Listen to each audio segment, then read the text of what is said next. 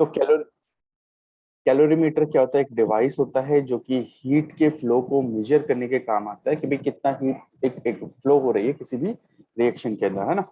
तो वो हम मेजर करते हैं कैलोरीमीटर की मदद से। दो टाइप के कैलोरीमीटर आप देखोगे, एक को बोलते हैं बॉम्ब कैलोरीमीटर और एक को बोलते हैं कॉफी कप कैलोरीमीटर।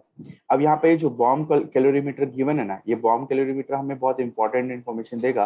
देखो, अगर मैं बॉम्ब कैलोरीमीटर की बात करता हूँ, ध्यान से देखना, इसके कुछ पार्ट्स है। देखो, पहले तो ये पूरा का पूरा मतलब बाहर की सराउंडिंग से पूरी तरह से आइसोलेटेड है, क्योंकि हमने यहाँ पे एक इंसुलेटेड जैकेट लगा रखी है, इंसुलेटेड मतलब बेसिकली यहाँ पर बाउंड्री लगा रखी है, ठीक है। उसके अंदर हमने क्या रखा, एक मतलब एक स्टील कंटेनर के अंदर वाटर रखा हुआ है, ठीक है। और वो उस वाटर के अंदर भी हमारे पास क्या है, एक स्टील का कंटेनर है जिसको हम बॉम्ब बोलते हैं, स्टील बॉम्ब बोलते हैं। बात समझ आ रही है? उसके अंदर हम क्या करते हैं, उसके अंदर हम तरह तरह की केमिकल रिएक्शन करते हैं, सैंपल रखते हैं और एयर की सप्लाई के लिए ऑक्सीजन प्रोवाइड करते हैं। और इग्निशन वायर्स हमारे पास, जैसे ही हम करंट सप्लाई करेंगे यहाँ पर रिएक्शन होनी स्टार्ट हो जाएगी, ठीक है। तो मेन कहानी क्या है कि जो भी रिएक्शन होती है इस छोटे से कंटेनर के अंदर होती है, जिसको बॉम्ब बोला जाता है। और जब इसके अंदर रिएक्शन होती है तो यहाँ से कुछ हीट एनर्जी निकलेगी, और वो हीट एनर्जी अगर मैं इसको सिस्टम की तरह ट्रीट करूंगा तो ये हीट एनर्जी बाहर जाएगी। बाहर मतलब इसके पास जाएगी, वाटर के पास, और वाटर उस हीट को एब्जॉर्ब करेगा। और जब हाँ। हाँ, वाटर जब उस हीट को एब्जॉर्ब करेगा तो वाटर के टेम्परेचर में चेंज आएगा। उस टेम्परेचर चेंज को मेजर करके मैं वाटर की हीट कैपेसिटी को मेजर कर सकता हूँ, है ना। उसके मतलब बेसिकली हीट को मेजर कर सकता हूँ, है ना। काफी सारी चीजें मेजर करी जा सकती है। तो मेन हमारे पास क्या है कि देखो, हमें अगर सपोज निकालना है यहाँ से कितनी हीट निकली है, तो मुझे वाटर की हीट कैपेसिटी के बारे में भी पता होना चाहिए। अगर मुझे वाटर की हीट कैपेसिटी के बारे में पता है तो यहाँ से मैं डायरेक्टली क्या निकाल सकता हूँ, हीट निकाल सकता हूँ। समझ आ रही बातें? हाँ। हाँ। अब मेन कहानी क्या है कि ये होता है आपका बॉम्ब कैलोरीमीटर। इसके अंदर देखो आपने क्या करा, एक फिक्स वॉल्यूम के अंदर आप मेजरमेंट कर रहे हो किसकी, हीट की। दूसरा केस आपके पास क्या है कि देखो, ये हमारे पास एक मिक्सचर मैंने रख दिया, मतलब ये जो लिक्विड आपको दिख रहा है ये हमारा मिक्सचर है।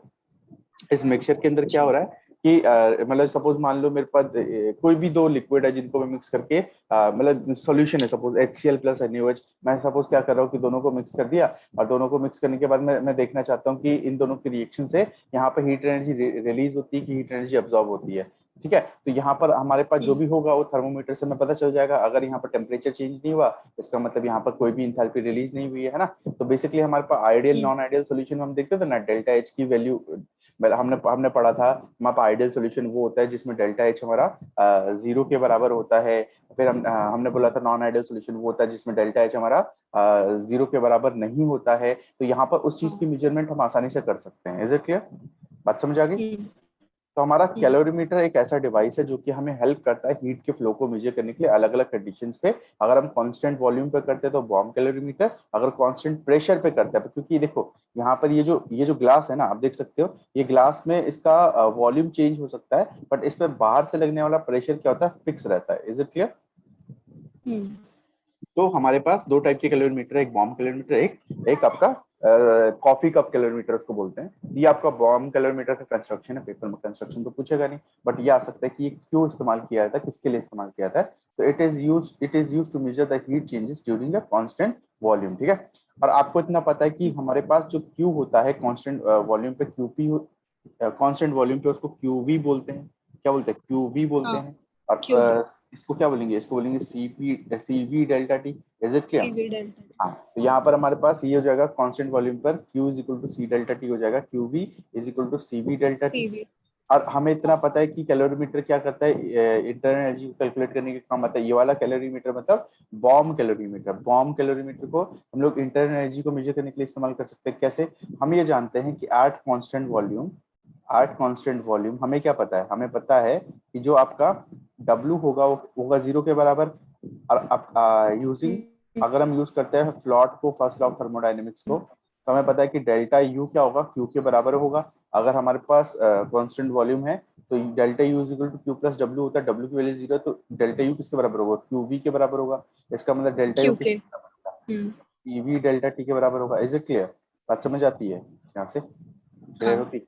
हाँ। हाँ। नेक्स्ट हमारे पास है तो देखो आपके पास कॉफी कप कैलोरीमीटर है, उसके अंदर हम हीट चेंजेस को मेजर करते हैं during constant pressure. Constant pressure जब होता है तब मेजर करते हैं। यहाँ पर हमारे पास वही सेम फॉर्मूला, बस QP is equal to CP delta T। मैंने बोला calorimeter is used to calorimeter, this type of coffee cup calorimeter, coffee cup calorimeter जो है उसको यूज किया जाता है इंटर एनर्जी के चेंज को मेजर करने के लिए। समझ गए? इंटर एनर्जी के अंदर होने वाला, एक मिनट, इंटर एनर्जी नहीं, हाँ यहाँ पर हम इंथैल्पी को मेजर करने के लिए, चेंज इन इंथैल्पी, समझ गए, चेंज इन इंथैल्पी को मेजर करने के लिए इस्तेमाल किया जाता है। ठीक, तो हमारे पास क्या होगा, डेल्टा H हमें मेजर करना है। डेल्टा H क्या होता है, delta U P delta V के बराबर होता है, ये होता है ना, delta H is equal to delta U plus P delta V के बराबर होता है। अच्छा, ये फॉर्मूला क्या इस्तेमाल किया जा सकता है, बिल्कुल भी नहीं। हमें इतना पता है कि डेल्टा H का एक और फॉर्मूला होता है, delta H is equal to होता है QP के बराबर, ये भी हमने पढ़ा था कि भाई हीट चेंज एट ए मतलब हीट कंटेंट में अगर जो चेंज आ रहा है, जब हम हीट एनर्जी प्रोवाइड करते हैं तो वो भी आपका क्या होता है, डेल्टा H होता है। तो ये वाला फॉर्मूला हम यूज करेंगे यहाँ पर। इस फॉर्मूले के अकॉर्डिंग हमारे पास डेल्टा H क्या हो जाएगा, QP के बराबर हो जाएगा, और QP क्या हो जाएगा, CP डेल्टा T के बराबर हो जाएगा। Is it clear? यहाँ तक बात समझ आती है? क्लियर है यहाँ तक? तो कौन सा कैलोरीमीटर हम यूज करते हैं डेल्टा U की मेजरमेंट के लिए? Bomb calorimeter. कौन सा कैलोरीमीटर यूज करते हैं? हाँ, कौन सा कैलोरीमीटर यूज करते हैं डेल्टा H की मेजरमेंट के लिए? Coffee cup calorimeter. ठीक है, कॉफी कप। हाँ चलो। हमारे पास फिर हमें मैंने बोला ना, इस पूरे टॉपिक के अंदर हमें सिर्फ एंथैल्पी चेंजेस को पढ़ना है। और एंथैल्पी चेंजेस और heat of a reaction, reaction enthalpy, ये सब एक ही चीज को रिप्रेजेंट करते हैं। अगर आपसे बोला जाए enthalpy change of a reaction या हीट ऑफ ए रिएक्शन या रिएक्शन एंथैल्पी, तीनों इस चीज को रिप्रेजेंट करते हैं, डेल्टा RH, है ना, इस चीज को रिप्रेजेंट करते हैं। डेल्टा मतलब चेंज, H मतलब इंथैल्पी, R मतलब रिएक्शन। तो change in enthalpy of a reaction, ये क्या है, इंथैल्पी चेंज मतलब delta H of a reaction, ये चीज है। Is it clear? अब ये क्या होता है, ये बोलता है amount of heat energy evolved और release during a chemical reaction is known as enthalpy of reaction. ठीक है, मतलब हमारे पास क्या है, एक केमिकल रिएक्शन है जिसमें एक रिएक्टेंट जो होगा वो प्रोडक्ट में कन्वर्ट हो रहा है, और रिएक्टेंट अगर प्रोडक्ट में कन्वर्ट हो रहा है तो हमारे पास जो इंथैल्पी ऑफ रिएक्शन होगा वो कहीं ना कहीं प्रोडक्ट की इंथैल्पी पे डिपेंड करेगा, प्रोडक्ट की इंथैल्पी पे डिपेंड करेगा। Enthalpy of product, enthalpy product को मैं ऐसे लिखूंगा, डेल्टा H ऑफ प्रोडक्ट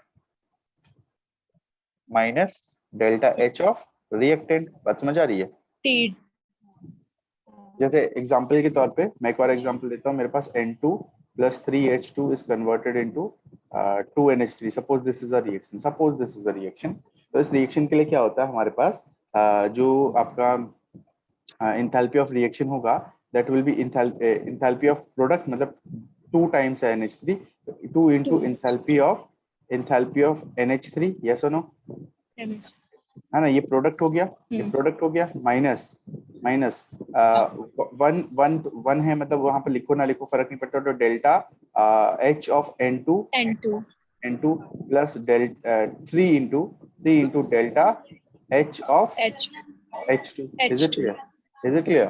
बात समझ आ रही है? इस तरीके से हम कैलकुलेट कर पाते हैं एंथैल्पी चेंजेस को। ठीक है, आगे बढ़िए। तो हमारे पास एक टर्म आती है standard enthalpy change of a reaction, मतलब इसको हम क्या बोलेंगे, देखो इंथैल्पी चेंज मतलब डेल्टा H, रिएक्शन का मतलब R लगा दो, है ना, और स्टैंडर्ड का मतलब यहाँ पर नॉट लगाना पड़ेगा। तो ये जो नॉट वाला साइन है हमें पता है कि ये स्टैंडर्ड कंडीशन को रिप्रेजेंट करता है। बोलता है कि amount of heat energy evolved और released during a chemical reaction, है ना, एक केमिकल रिएक्शन के दौरान जो भी हीट एनर्जी evolve होती है, रिलीज होती है, उसको हम इंथैल्पी चेंज बोलते हैं, है ना, of a reaction.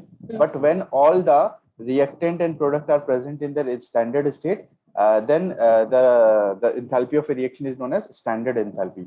जब भी हमारे पास reactant और product अपनी standard state में present होते हैं तो हमारे पास वो क्या कहलाता है, standard enthalpy change। Is it clear? मतलब हमारे पास सेम वही रिएक्शन जो पीछे पड़ी थी, अगर मैं बोला जाए स्टैंडर्ड तो सारी की सारी चीजें मतलब रिएक्टेंट और प्रोडक्ट अपने स्टैंडर्ड कंडीशंस पे होने चाहिए। यहाँ पर क्या हो जाएगा, delta H not of product, है ना, minus delta H not of reactant, बस यही अंतर है। और हमें पूरे चैप्टर के अंदर डेल्टा H नॉट वाली चीजें ही पढ़नी है, मतलब हमें स्टैंडर्ड कंडीशन पे ही चीजों को ऑब्जर्व करना है। अब क्वेश्चन आता है कि ये स्टैंडर्ड कंडीशंस क्या होती है, STP कंडीशंस क्या होती है। STP का मतलब स्टैंडर्ड टेम्परेचर एंड प्रेशर होता है। तो स्टैंडर्ड टेम्परेचर तो टेम्परेचर तो कोई भी, हाँ, तो टेम्परेचर हो सकता है कि कोई भी गिवन टेम्परेचर आपको दे दे, कोई भी गिवन टेम्परेचर आपको दे दे और प्रेशर जो होता है वो होता है 1 बार। तो अगर आपके पास गिवन टेम्परेचर की बात करूँ तो नॉर्मली हमारे पास, नॉर्मली आप देखोगे तो हम लोग नॉर्मली हम लेते हैं 298 केल्विन, मतलब ज्यादातर केसेस में आप देखोगे 298 केल्विन लिया जाता है। बट ये फिक्स नहीं है, नॉट फिक्स, कोई भी गिवन टेम्परेचर हो सकता है, given temperature and 1 bar pressure, मतलब ये हमारे पास कंडीशन है, समझ गए। नॉर्मली हम लोग 25 डिग्री सेल्सियस यूज करते हैं, दैट इज नॉट नेसेसरी, थोपना नहीं है उस चीज को किसी के ऊपर, समझ गए नहीं समझे। ठीक है।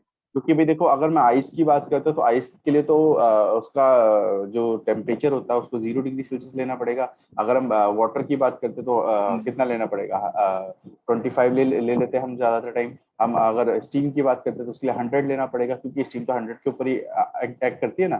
तो ऐसा जरूरी नहीं हाँ कि आपको टेम्परेचर जो है फिक्स ही कर देना है, कोई वो रेजिस्टेंस नहीं है आपका, ठीक है।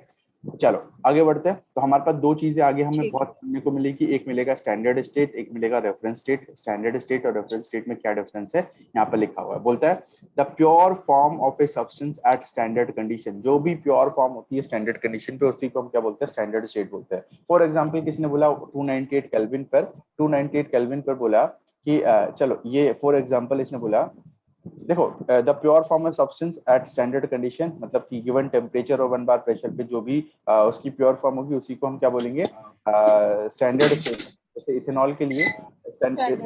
हाँ, इथेनॉल के लिए क्या है, ethanol is a pure liquid. Ethanol एक प्योर लिक्विड होता है कब, 298 केल्विन और 1 बार प्रेशर पे। इसकी स्टैंडर्ड स्टेट है कहाँ पर, इस टेम्परेचर और इस प्रेशर पे वो आपका प्योर लिक्विड की तरह काम करता है, तो ये उसकी स्टैंडर्ड स्टेट है। इसी तरह आयरन की जो प्योर आयरन जो है वो प्योर सॉलिड होता है 500 केल्विन पे 1 बार प्रेशर पे, तो ये आपका इसका प्योर मतलब स्टैंडर्ड स्टेट है। बात समझ आ रही है। जो भी मतलब हम टेम्परेचर प्रोवाइड करते हैं 1 बार प्रेशर पे आपके पास, वो उसकी स्टैंडर्ड स्टेट हो जाएगी, जहां पर वो प्योर प्योर सॉलिड और लिक्विड की तरह बिहेव करेगा, प्योर सब्सटेंस की तरह बिहेव करेगा, वही उसकी स्टैंडर्ड स्टेट हो जाएगी। इज इट क्लियर, जहां पर हम बिल्कुल प्योर सब्सटेंस करेंगे। चलो रेफरेंस स्टेट क्या होता है, रेफरेंस स्टेट में हमारे पास मोस्ट स्टेबल स्टेट, मतलब जो भी स्टेबल स्टेट होती है सब्सटेंस की, जो कि यूज की जाती है एक रिएक्शन के दौरान। जैसे मैं आपसे बोलूं, हमारे पास क्या होता है, ऑक्सीजन है, नाइट्रोजन है, फ्लोरीन है, क्लोरीन है, ब्रोमीन है, ब्रोमीन है सपोज, है ना। हमारे पास कई सारी चीजें, क्लोरीन ये O2 की तरह एग्जिस्ट करता है, ये N2 की तरह एग्जिस्ट करता है, ये F2 की तरह एग्जिस्ट करता है, Cl2 की तरह एग्जिस्ट करता है। हमारे पास हाइड्रोजन है, वो H2 की तरह एग्जिस्ट करता है। हमारे पास ब्रोमीन है, वो Br2 की तरह एग्जिस्ट करता है ना। ये हमने पढ़ा, आई है तो आयोडीन की तरह एग्जिस्ट, I2 की तरह एग्जिस्ट करता है। ऐसे हमारे पास फॉस्फोरस है, तो हम उसको P4 लिखते हैं, P4 भी लिख देते हैं, कभी कभी P भी लिख देते हैं। हम अगर सल्फर की बात करें तो S8 लिखते हैं ज्यादातर टाइम, या S लिख देते हैं। अमोनिया है NH3 लिख देते हैं, अमोनिया को NH3 लिख देते हैं, भाई अमोनिया हमारे पास NH3 है। ऐसे हमारे पास मतलब कई सारे और कंपाउंड्स होंगे जिनकी मैं फिजिकल स्टेट यहाँ पे लिख देता हूँ कि भाई मोस्ट स्टेबल स्टेट क्या होती है, कौन सी स्टेट में वो पाए जाते हैं। जैसे आपसे पूछा जा सकता है CCl4 के बारे में पूछा जा सकता है ना। CCl4 के बारे में पूछा जा सकता है कि CCl4 का स्टेट क्या है। CCl4 आपके पास हो गया, ऐसे आपके पास C2H5OH आप देखोगे, कई सारी स्पीशीज है जिनके बारे में आपको पता होना चाहिए। कार्बन के बारे में, अब यहाँ पर देखो, कार्बन हो गया आपके पास, जैसे अगर मैं बोलूँ और मेरे पास स्पीशीज H2O की बात करता हूँ, अलग अलग स्टेट में प्रेजेंट हो सकता है, सॉलिड लिक्विड गैस कुछ भी हो सकता है ना। ऐसे CO2 देखो, ज्यादातर के बारे में आपको पता है, ये गैस होता है, ये गैस होता है, ये गैस होता है, ये सब चीजें आपको पता होनी चाहिए जब आप थर्मोकेमिस्ट्री के साथ डील करें, ठीक है, समझ गए। ये आपका गैस नहीं है, ये आपका लिक्विड है, ये आपका गैस नहीं, आपका सॉलिड होता है, ये आपका सॉलिड होता है, ये आपका सॉलिड होता है, ये NH3 गैस होता है, CCl4 लिक्विड होता है, C2H5OH लिक्विड होता है, कार्बन सॉलिड होता है, H2O गैस और लिक्विड या सॉलिड कुछ भी हो सकता है ना। हमारे पास ज्यादातर टाइम तो हम लिक्विड ही लेते हैं उसको, लेकिन गैस भी जो हो सकता है, सॉलिड भी हो सकता है, सॉलिड भी हो सकता है। CO2 तो गैस ही होती है, बट कभी कभी जब उसका सॉलिडिफिकेशन होता है सॉलिड में भी कन्वर्ट हो जाता है, लेकिन उसके लिए जो स्टैंडर्ड स्टेट होगी, अगर मैं यहाँ पे स्टैंडर्ड स्टेट की बात करूंगा तो H2 के लिए क्या होगी, लिक्विड स्टेट होगी उसकी स्टैंडर्ड स्टेट। बात समझ आ रही है। तो ज्यादातर टाइम पे हमारे पास जब कंबशन वगैरह करते हैं तो वहां पर H2O क्या होता है, गैस स्टेट में बनता नहीं है, किसमें बनता है, लिक्विड स्टेट में बनता है। इज इट क्लियर, आगे बढ़ेंगे।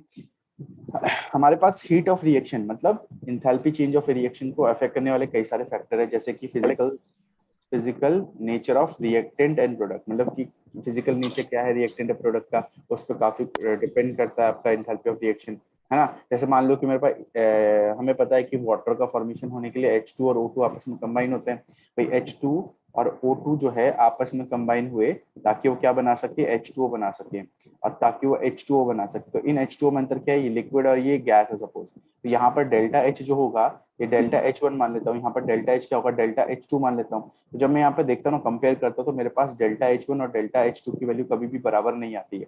हमेशा क्या दिखा गया, हमने ये देखा कि हमारे पास जो डेल्टा H1 होता है वो कम होता है as compare to delta H2, मतलब उसकी जो वैल्यू होती है, मैग्नीट्यूड होता है डेल्टा H1 का, वो कम होता है as compare to delta H2। क्यों कम होता है, क्योंकि देखो यहाँ पर अगर हम बात करते हैं गैसीय स्टेट में पहुंचने के लिए हमें और ज्यादा एनर्जी उसको प्रोवाइड करनी पड़ेगी, और ज्यादा एनर्जी प्रोवाइड करनी पड़ेगी तो होगा क्या, होगा क्या, और ज्यादा हीट निकलेगी उसमें। अरे क्या हम बना रहे हैं इसको, क्या कर रहे हैं हम लोग, जब हम H2 एच क्या हम कर क्या रहे हैं, क्वेश्चन क्या है हमारा, क्वेश्चन क्या है, प्रॉपर पढ़ो। H2O फॉर्म करा हमने, एक लिक्विड में बना और एक गैस में बना। गैस में जाने के लिए उसको क्या करेगा, उसको एनर्जी की रिक्वायरमेंट होगी ना, वो हमसे एनर्जी लेगा, आए ना। हाँ और हाँ और अगर मेरे पास हाँ। लिक्विड में होता है तो लिक्विड में तो ऑटोमेटिकली वो क्रिएट हो रहा था ना। हम्म। किसमें ज्यादा होनी चाहिए, किसमें ज्यादा होनी चाहिए, गैस में या लिक्विड में। एनर्जी, एनर्जी गैस में ज्यादा होनी चाहिए। गैस में ज्यादा होनी चाहिए ना, ठीक है। तो ये बात समझ हम्म आती है अच्छे से। हम्म तो यहाँ पर मैं एक बार वैल्यू भी लिख देता हूँ। अगर मैं बात करता हूँ मेरे पास डेल्टा एच, वैसे तो याद करने की जरूरत नहीं बट मैं फिर भी बता देता हूँ, इसकी वैल्यू माइनस का 57.8, ठीक है, kilo kilo calorie, kilo calorie. और इसकी वैल्यू होती है माइनस का 68.32 किलो कैलोरी। बात समझ आ रही है, हमें क्या मिल रहा है, ज्यादा मिल रहा है फर्स्ट वाला, ठीक है। गैस में। हाँ, गैस में हमें ज्यादा वैल्यू मिल रही है, ज्यादा नेगेटिव हमें नहीं मिल रही है। चलो मेन कहानी ये चीज क्लियर है, आगे बढ़ो। फिजिकल नेचर पे भी डिपेंड करता है फर्स्ट ऑफ ऑल। दूसरा हमारे पास है एलोट्रॉपिक फॉर्म ऑफ एलिमेंट। आपका ना माइक थोड़ा ज्यादा क्लोज है मुझे लग रहा है, आपके माइक से साउंड आ रहा है मतलब हवा का, ठीक है। तो एलोट्रॉपिक फॉर्म की अगर मैं बात करता हूँ एलिमेंट की, तो देखो जब एक एलोट्रॉप दूसरे एलोट्रॉप में कन्वर्ट होता है तो उस दौरान वहां पर हमें कुछ एनर्जी चेंज देखने को मिलता है, हीट चेंज देखने को मिलता है। बात समझ आई, एक एलोट्रॉप के दूसरे एलोट्रॉप में कन्वर्ट होने के लिए उसको हीट एनर्जी की रिक्वायरमेंट होती है। उस हीट एनर्जी को हीट ऑफ ट्रांजिशन बोलते हैं। बात समझ आई, जो इंथैल्पी चेंज आता है जब एक एलोट्रॉप दूसरे एलोट्रॉप में कन्वर्ट होता है तो उसको हम बोलते हैं हीट ऑफ ट्रांजिशन। पूछा जा सकता है और इसके ऊपर क्वेश्चन भी आते हैं। तो बोलते हैं जैसे कि डायमंड जब कन्वर्ट होता है ग्रेफाइट के अंदर तो 3.3 kilo calorie of heat is supplied to. बात समझ आ रही, 3.3 किलो कैलोरी हीट हमें सप्लाई करनी पड़ती है, ठीक है। तो ये इसका हीट ऑफ ट्रांजिशन है। तो ये किसका है, डायमंड का हीट, डायमंड टू ग्रेफाइट में कन्वर्ट होने के लिए हीट ऑफ ट्रांजिशन है। इतनी एनर्जी दोगे तब जाके डायमंड कन्वर्ट होगा ग्रेफाइट के अंदर। बट आप बोलोगे सर डायमंड कैसे कन्वर्ट हो सकता है, मैंने क्या बोला, गैस की प्रेजेंस, ऑक्सीजन की प्रेजेंस में रखो ही मत। बात समझ आ रही है, एब्सेंस में रखो ऑक्सीजन की तो वो कन्वर्ट होगा ग्रेफाइट के अंदर। Is it clear. हाँ, हम आगे बढ़ते हैं, हमारे पास नेक्स्ट आता है इसका और कोई एग्जांपल नहीं है हीट ऑफ ट्रांजिशन का। हीट ऑफ ट्रांजिशन में। यही आपके पास सबसे इंपॉर्टेंट एग्जाम्पल है कि डायमंड जो है जब आपका कन्वर्ट होता है ग्रेफाइट के अंदर, तो ग्रेफाइट के अंदर कन्वर्ट होने के लिए हमें उसको कुछ एनर्जी प्रोवाइड करनी पड़ती है जो कि 3.3 किलो कैलोरी है। और भी कई सारे एग्जाम्पल है, जैसे आप देखोगे सल्फर की कई सारी फॉर्म्स होती है, ortho sulphur, rhombic sulphur, monoclinic sulphur. ये जो आपके पास सल्फर से जब एक दूसरे के अंदर कन्वर्ट होते हैं तो वहां पर भी हमें टेम्परेचर प्रोवाइड करना पड़ता है उसको, तब जाके वो कन्वर्ट हो पाता है। बात समझ आ रही है। तो वहां पर आप एक टर्म पढ़ते हो ट्रांजिशन टेम्परेचर, वो थोड़ा सा डिफरेंट है, ये वाला थोड़ा सा यहाँ पर अलग तरीके से कर रहा है। Is it clear. But question जो ज्यादातर आपके वहाँ आएंगे वो डायमंड और ग्रेफाइट के ऊपर, तो एक बार चेक करना, ठीक है। नेक्स्ट आता है टेम्परेचर। टेम्परेचर के ऊपर इंथैल्पी डिपेंड करती है भाई, जो एक बॉडी जो लो टेम्परेचर पे है, एक बॉडी जो हाई टेम्परेचर पे है। मतलब मान लो कि मेरे पास लोहा है, सपोज आयरन है, मैंने क्या करा, एक आयरन के पीस को गर्म करा और वाटर के अंदर डाला, और एक आयरन के पीस को नॉर्मल टेम्परेचर पर रखा, उसको वाटर के अंदर डाला। तो बताओ किसकी रिएक्शन वायलेंट होगी वाटर के साथ, रिएक्शन होगी या कौन ज्यादा वेपर्स रिलीज कर पाएगा वाटर के साथ, तो ऑब्वियसली हॉट आयरन वाला। आया ना, क्योंकि वहां पर अगर मैं रिएक्शन हीट की बात ज्यादा करूँ, निकलेगी। हाँ, तो यहाँ पर इंथैल्पी चेंज क्या होगा, ज्यादा होगा इस केस में। तो बेसिकली टेम्परेचर पे डिपेंडेंट तो होती है रिएक्शन, है ना, उसमें तो कोई दो राय नहीं है। आगे बढ़ते हैं, हमारे पास reaction carried out at constant pressure और कांस्टेंट वॉल्यूम, मतलब रिएक्शन को कांस्टेंट प्रेशर पे किया गया है, कांस्टेंट वॉल्यूम पे किया गया है। क्यों? क्योंकि ये भी बहुत इंपॉर्टेंट है। क्यों? हमने पढ़ा है delta H is equal to delta U plus delta N G R T, तो हमारा QP is equal to QV plus delta N G R T के बराबर होगा, हाँ या ना? हाँ। एट तो हमारे पास क्या होगा, ये चीज हमने बोली। अब मान लो मेरे पास कांस्टेंट वॉल्यूम है, अगर मैं कांस्टेंट वॉल्यूम की बात कर रहा हूँ, अगर मैं कांस्टेंट वॉल्यूम की बात कर रहा हूँ, तो क्यू क्यू जो आपका यहाँ से हाँ, जो यहाँ से आपका क्यूवी टर्म है वो हट जाएगा कांस्टेंट वॉल्यूम पे। नहीं नहीं यार, कांस्टेंट वॉल्यूम रुको, कांस्टेंट वॉल्यूम भी तो हटेगा ही।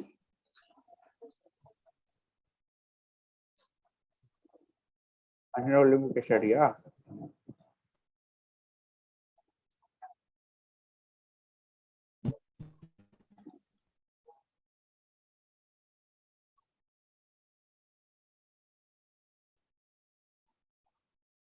मिस कर दो, एक मिनट रुको।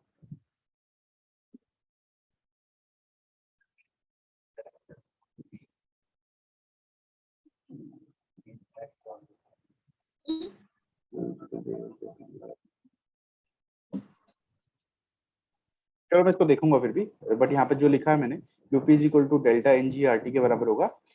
तो QP is equal to N C P delta T के बराबर है ना। इस तरीके से रिलेट कर पाते हैं हम लोग। तो एक बार मैं इसको कंफर्म करके आपको सेंड कर दूँ, ठीक है? समझ गए? ठीक है। इसके ऊपर क्वेश्चंस आए हैं तो मैं एक बार दोबारा से इसको देखूंगा, फिर आपको मैं सेंड कर दूंगा करेक्शन करके। चलो मेन कहानी पे हम बात करते हैं, फेस ट्रांसफॉर्मेशन। ये क्या होता है फेस ट्रांसफॉर्मेशन? देखो एक सॉलिड है, लिक्विड के अंदर कन्वर्ट होता है या गैस के अंदर कन्वर्ट होता है, तो उसी चीज को हम फेस ट्रांसफॉर्मेशन बोलते हैं। एक फेज का दूसरे फेज में कन्वर्ट होना। सॉलिड को लिक्विड में कन्वर्ट होने के लिए हमें हीट एनर्जी को प्रोवाइड करनी पड़ती है। प्रोसेस को बोलते हैं मेल्टिंग। लेकिन इस मेल्टिंग का एक दूसरा नाम भी होता है, क्या नाम होता है बताओ? क्या बोलते हैं? फ्यूजन। क्या बोलते हैं? फ्यूजन, है ना? फ्यूजन। अगर लिक्विड गैस में कन्वर्ट होता है उसको क्या बोलते हैं? वेपोराइजेशन। क्या बोलते हैं? वेपोराइजेशन, है ना? वेपराइजेशन। या इसको बॉइलिंग भी बोला जाता है, बॉइलिंग भी बोला जाता है ना? बॉइलिंग। गैस के लिक्विड में कन्वर्ट होने की प्रोसेस को लिक्विफिकेशन भी बोलते हैं और कंडेंसेशन भी बोलते हैं, है ना? कंडेंसेशन ज्यादा टर्म अप्रोप्रिएट है यहाँ पर। अगर हम बात करते हैं लिक्विड की सॉलिड में कन्वर्ट होने की प्रोसेस को फ्रीजिंग भी बोलते हैं, सॉलिडिफिकेशन भी बोलते हैं। बात समझ आ रही है? कई सारी टर्म्स हमारे पास। अब मेन कहानी क्या है, अगर सॉलिड अगर गैस में कन्वर्ट होता है तो उसके लिए एक टर्म इस्तेमाल की जाती है, सब्लिमेशन। सब्लिमेशन। और जब गैस कन्वर्ट होता है सॉलिड के अंदर तो उसके लिए डिपोजिशन। और पहले एक टर्म वही सेम सब्लिमेशन इस्तेमाल किया जाता था, लेकिन आज की डेट में हम सब्लिमेशन से सॉलिड टू गैस बोलते हैं, गैस टू सॉलिड हम डिपोजिशन उसको बोल देते हैं। Is it clear? अब मेन कहानी क्या है कि हमें फ्यूजन, वेपोराइजेशन और सब्लिमेशन से रिलेटेड एंथैल्पीज को पढ़ना पड़ता है, ठीक है? तो एक एक करके हम वो पढ़ेंगे। हम बोलते हैं हमारे पास तीन तरह enthalpy change during phase transformation. Phase transformation के दौरान जो एंथैल्पी चेंज होगा, है ना? फेज ट्रांसफॉर्मेशन के दौरान जो एंथैल्पी चेंज होगा हम वो चीज पढ़ना चाहते हैं। यहाँ पे क्या है, सबसे पहले स्टैंडर्ड एंथैल्पी ऑफ फ्यूजन है ना? स्टैंडर्ड एंथैल्पी ऑफ फ्यूजन है, फिर स्टैंडर्ड एंथैल्पी ऑफ वेपोराइजेशन है, और फिर स्टैंडर्ड सब एंथैल्पी ऑफ सब स्टैंडर्ड, है ना? मैंने सब क्या बोला? स्टैंडर्ड भी होते हैं। नहीं, मैं हम स्टैंडर्ड पढ़ेंगे, मैंने क्या बोला? हम लोग पढ़ना चाहते हैं ठीक है। स्टैंडर्ड, क्योंकि हमने पीछे देखा, तो पीछे हमने क्या देखा, हमने बोला स्टैंडर्ड कंडीशन पे हमें ज्यादातर चीजें प्रोवाइडेड होंगी तो हमें स्टैंडर्ड पे ही ज्यादा फोकस करना है ना? क्या होता है हाँ हाँ। स्टैंडर्ड? हाँ, देखो डेल्टा एच, यहाँ पर डेल्टा एच ये भी है हमारे पास, डेल्टा एच ये भी है हमारे पास, लेकिन ये आपका फ्यूजन है तो इसमें एफ यू एस लिखते हैं। यहाँ पर ये आपका वेपराइजेशन है तो वी ए पी लिखते हैं, और सब्लिमेशन है तो एस यू बी लिखते हैं। इसके ऊपर नॉट आ जाता है, स्टैंडर्ड कंडीशन का सिंबल है ये, है ना? इस तरीके से हम स्टैंडर्ड कंडीशंस को रिप्रेजेंट करते हैं। तो तीन तरह के फेज ट्रांसफॉर्मेशन हमें पढ़ने पड़ते हैं। एक आपका enthalpy of standard enthalpy of fusion, दूसरा स्टैंडर्ड एंथैल्पी ऑफ वेपराइजेशन, तीसरा standard enthalpy of sublimation. Is it clear?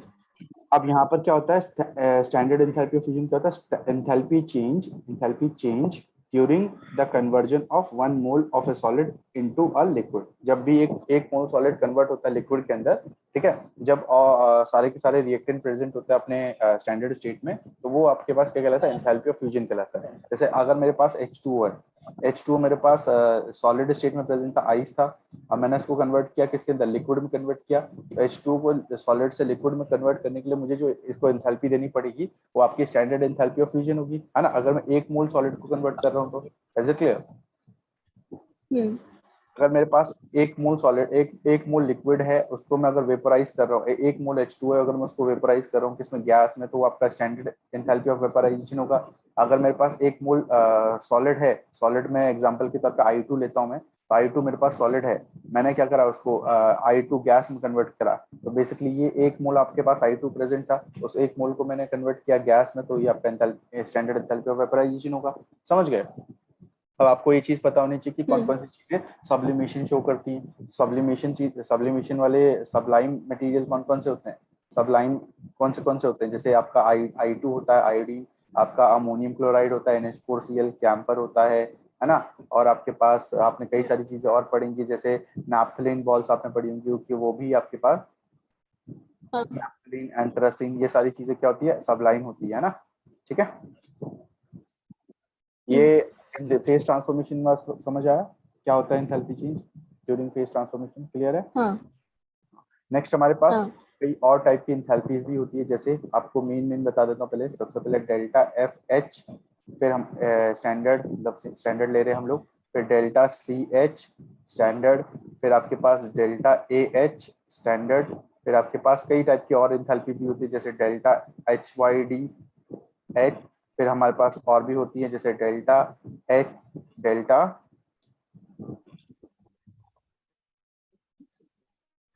SOL, H0, फिर हमारे पास और भी कई टाइप की एंथैल्पीज होती हैं, जैसे कि बॉन्ड डिसोसिएशन एंथैल्पी, है ना। हमारे पास और भी कई टाइप की एंथैल्पी होती है, जैसे आपने सुना होगा आयनाइजेशन एंथैल्पी, है ना। फिर हमारे पास लैटिस एंथैल्पी, हम्म और मतलब ऐसा नहीं कि कहानी खत्म होने वाली, अभी बहुत सारी है। देखो जैसे मेरे पास इलेक्ट्रॉन गेन एंथैल्पी, कई टाइप की एंथैल्पी है, ऑलरेडी हम काफी सारी एंथैल्पीज को पहले पढ़ चुके हैं। जैसे कि आपने इलेक्ट्रॉन गेन आयनाइजेशन एंथैल्पी के बारे में सुना ही है, इलेक्ट्रॉन गेन एंथैल्पी सुना ही है, लैटिस एंथैल्पी आपने थोड़ा बहुत पढ़ा है। कब पढ़ा था? जब हमने हाँ फॉर्मेशन कंपाउंड सीखा था, वहां पर क्या पढ़ा था हमने हमने बोला था कि हमारे पास कोई भी आयनिक कंपाउंड है, उसकी फॉर्मेशन के टाइम पे दो आयन जब एक दूसरे के क्लोज आते हैं तो कुछ एनर्जी रिलीज होती है, वो आपकी क्या है, लैटिस एंथैल्पी है। बात समझ आ रही है? हम्म हमारे पास इतनी सारी एंथैल्पीज अभी हमें और पढ़नी बाकी है, तब जाके हम थर्मोकेमिस्ट्री थोड़ी थोड़ी क्लियर होगी। तो सबसे पहले हम स्टार्ट करते हैं स्टैंडर्ड एंथैल्पी ऑफ फॉर्मेशन से। सिंबल क्या होगा? डेल्टा H, फॉर्मेशन के लिए F इस्तेमाल होता है, और H0। Is it clear? ठीक है बोलता है इंथैल्पी चेंज, इसमें हर एक लाइन इंपॉर्टेंट है, ध्यान से सुनना। When during the formation of one mole of A compound from its element. बात समझ आ रही है?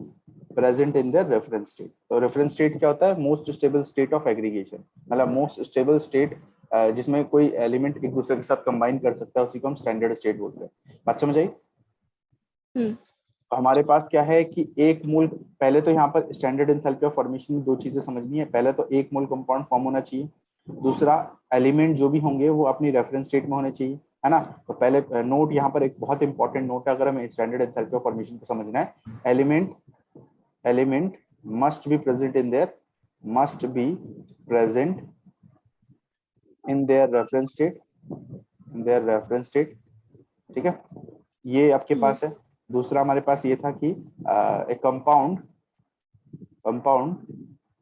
must be formed from its element। एक कंपाउंड अपने एलिमेंट से फॉर्म होना चाहिए। तीसरी इंपॉर्टेंट बात, the one compound should be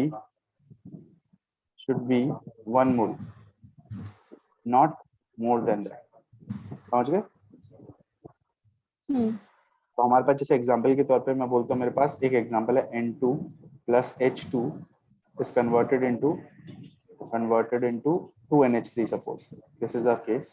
यहाँ पे बोलता है कि इस रिएक्शन के लिए मेरे पास एंथैल्पी चेंज दिया हुआ है x, सपोज एंथैल्पी चेंज कितना दिया हुआ है, माइनस का x दिया हुआ है, x किलो जूल पर मोल। ठीक है, समझ गए? या मैं गिवन है, बोलता है कि ये हमारे पास जो बोलता है कैलकुलेट करो enthalpy of reaction, enthalpy of formation. क्या कैलकुलेट करना है? Enthalpy of formation calculate. Enthalpy अब आपको कंफ्यूजन हो सकती है कि भाई देखो सर, आपने तो बोला था कि देखो यहाँ पर अपने एलिमेंट से कम बनना चाहिए, मतलब कोई भी स्पीशीज अपने एलिमेंट से बननी चाहिए, तो ये भी अपने एलिमेंट से बन रहा है ना, NH3 भी अपने एलिमेंट से हाँ बन। और यहाँ पर हमने एक दूसरी कंडीशन क्या बोली कि एक मोल बनना चाहिए किसी भी कंपाउंड, तो यहाँ पे एक मोल बन रहा है नहीं ना। एक मोल नहीं बन रहा है यहाँ नहीं, पर। 2 मोल। हाँ, तो हाँ। यहाँ पर 2 मोल बन रहे हैं, इसलिए एंथैल्पी ऑफ फॉर्मेशन नहीं होगा। इसका मतलब जो ये वाली रिएक्शन है, मतलब N2 plus 3H2 is converted into 2NH3। तो इस रिएक्शन के अंदर जो भी हमें प्रोवाइडेड है एंथैल्पी ऑफ रिएक्शन है, जो कि कितना माइनस का 8 किलो जूल पर मोल। Is it clear? और मेरे पास जब मैं इसको हाफ हम्म। मतलब 2 से डिवाइड कर देता हूँ तो मेरे पास क्या आएगा, half N2 plus 3/2H2 is converted into NH3। अब यहाँ पर एक मोल कंपाउंड फॉर्म हो रहा है, एक मोल कंपाउंड फॉर्म हो रहा है, और यहाँ पर एलिमेंट अपनी रेफरेंस स्टेट में भी प्रेजेंट है। Yes yes no, reference state में भी प्रेजेंट है। हाँ। हमारे पास यहाँ पर इस चीज को मैं एंथैल्पी ऑफ फॉर्मेशन बोल सकता हूँ अब। और एंथैल्पी ऑफ फॉर्मेशन क्या हो जाएगा, ये हो जाएगा एंथैल्पी ऑफ रिएक्शन बाय किससे डिवाइड किया था, 2। जो भी ऊपर हमने करा ना उसको 2 से डिवाइड किया था, तो 2 मल्टीप्लाई करते तो 2, समझ गए? तो ये हो जाएगा आपका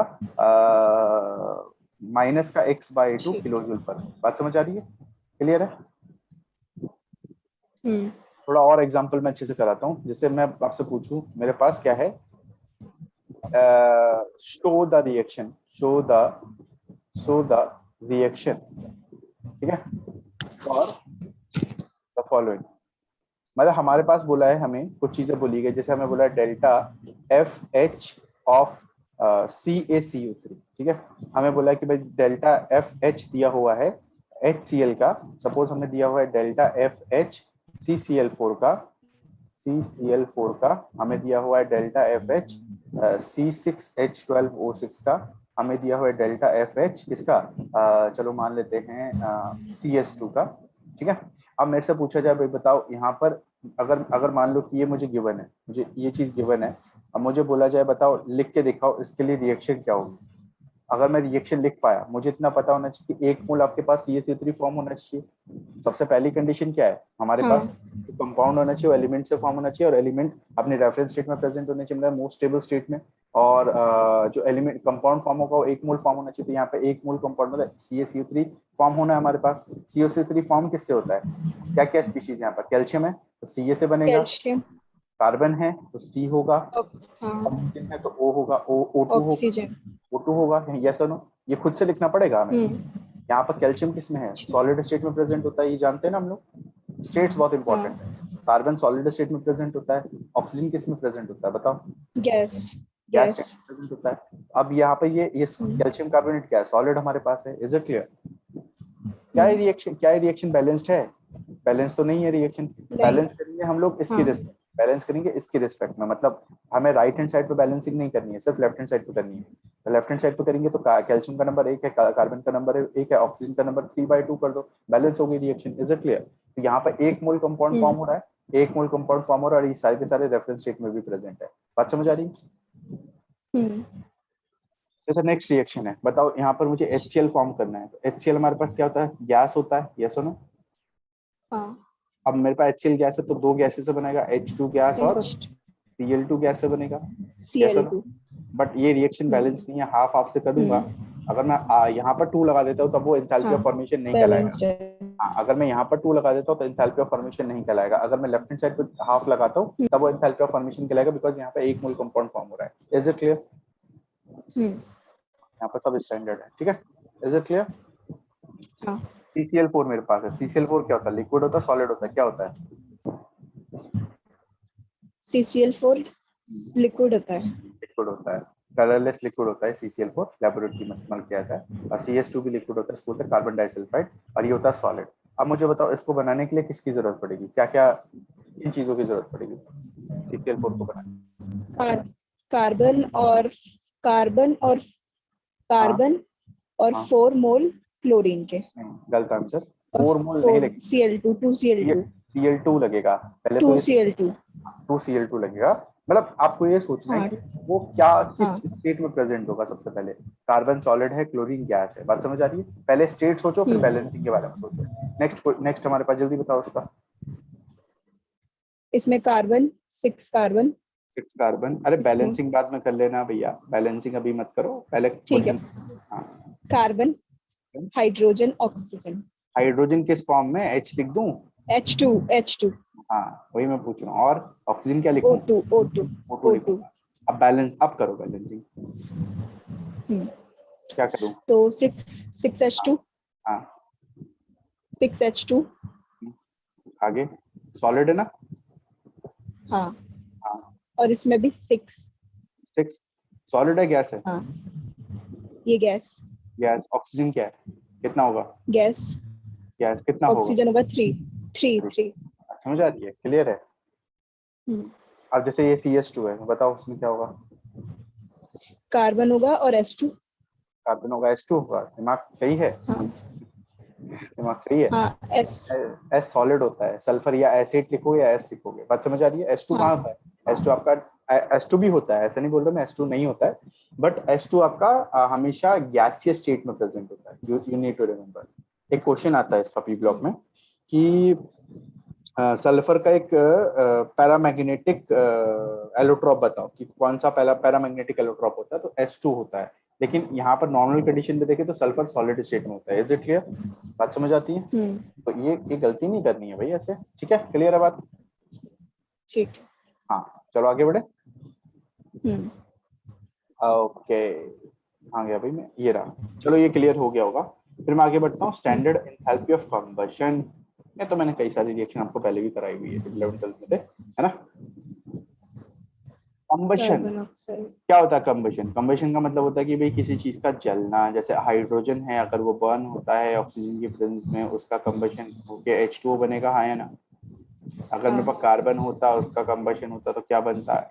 CO2 बनता, हाँ। CO2 सल्फर का कंबशन हुआ तो क्या बनेगा? SO2 बनेगा, है ना?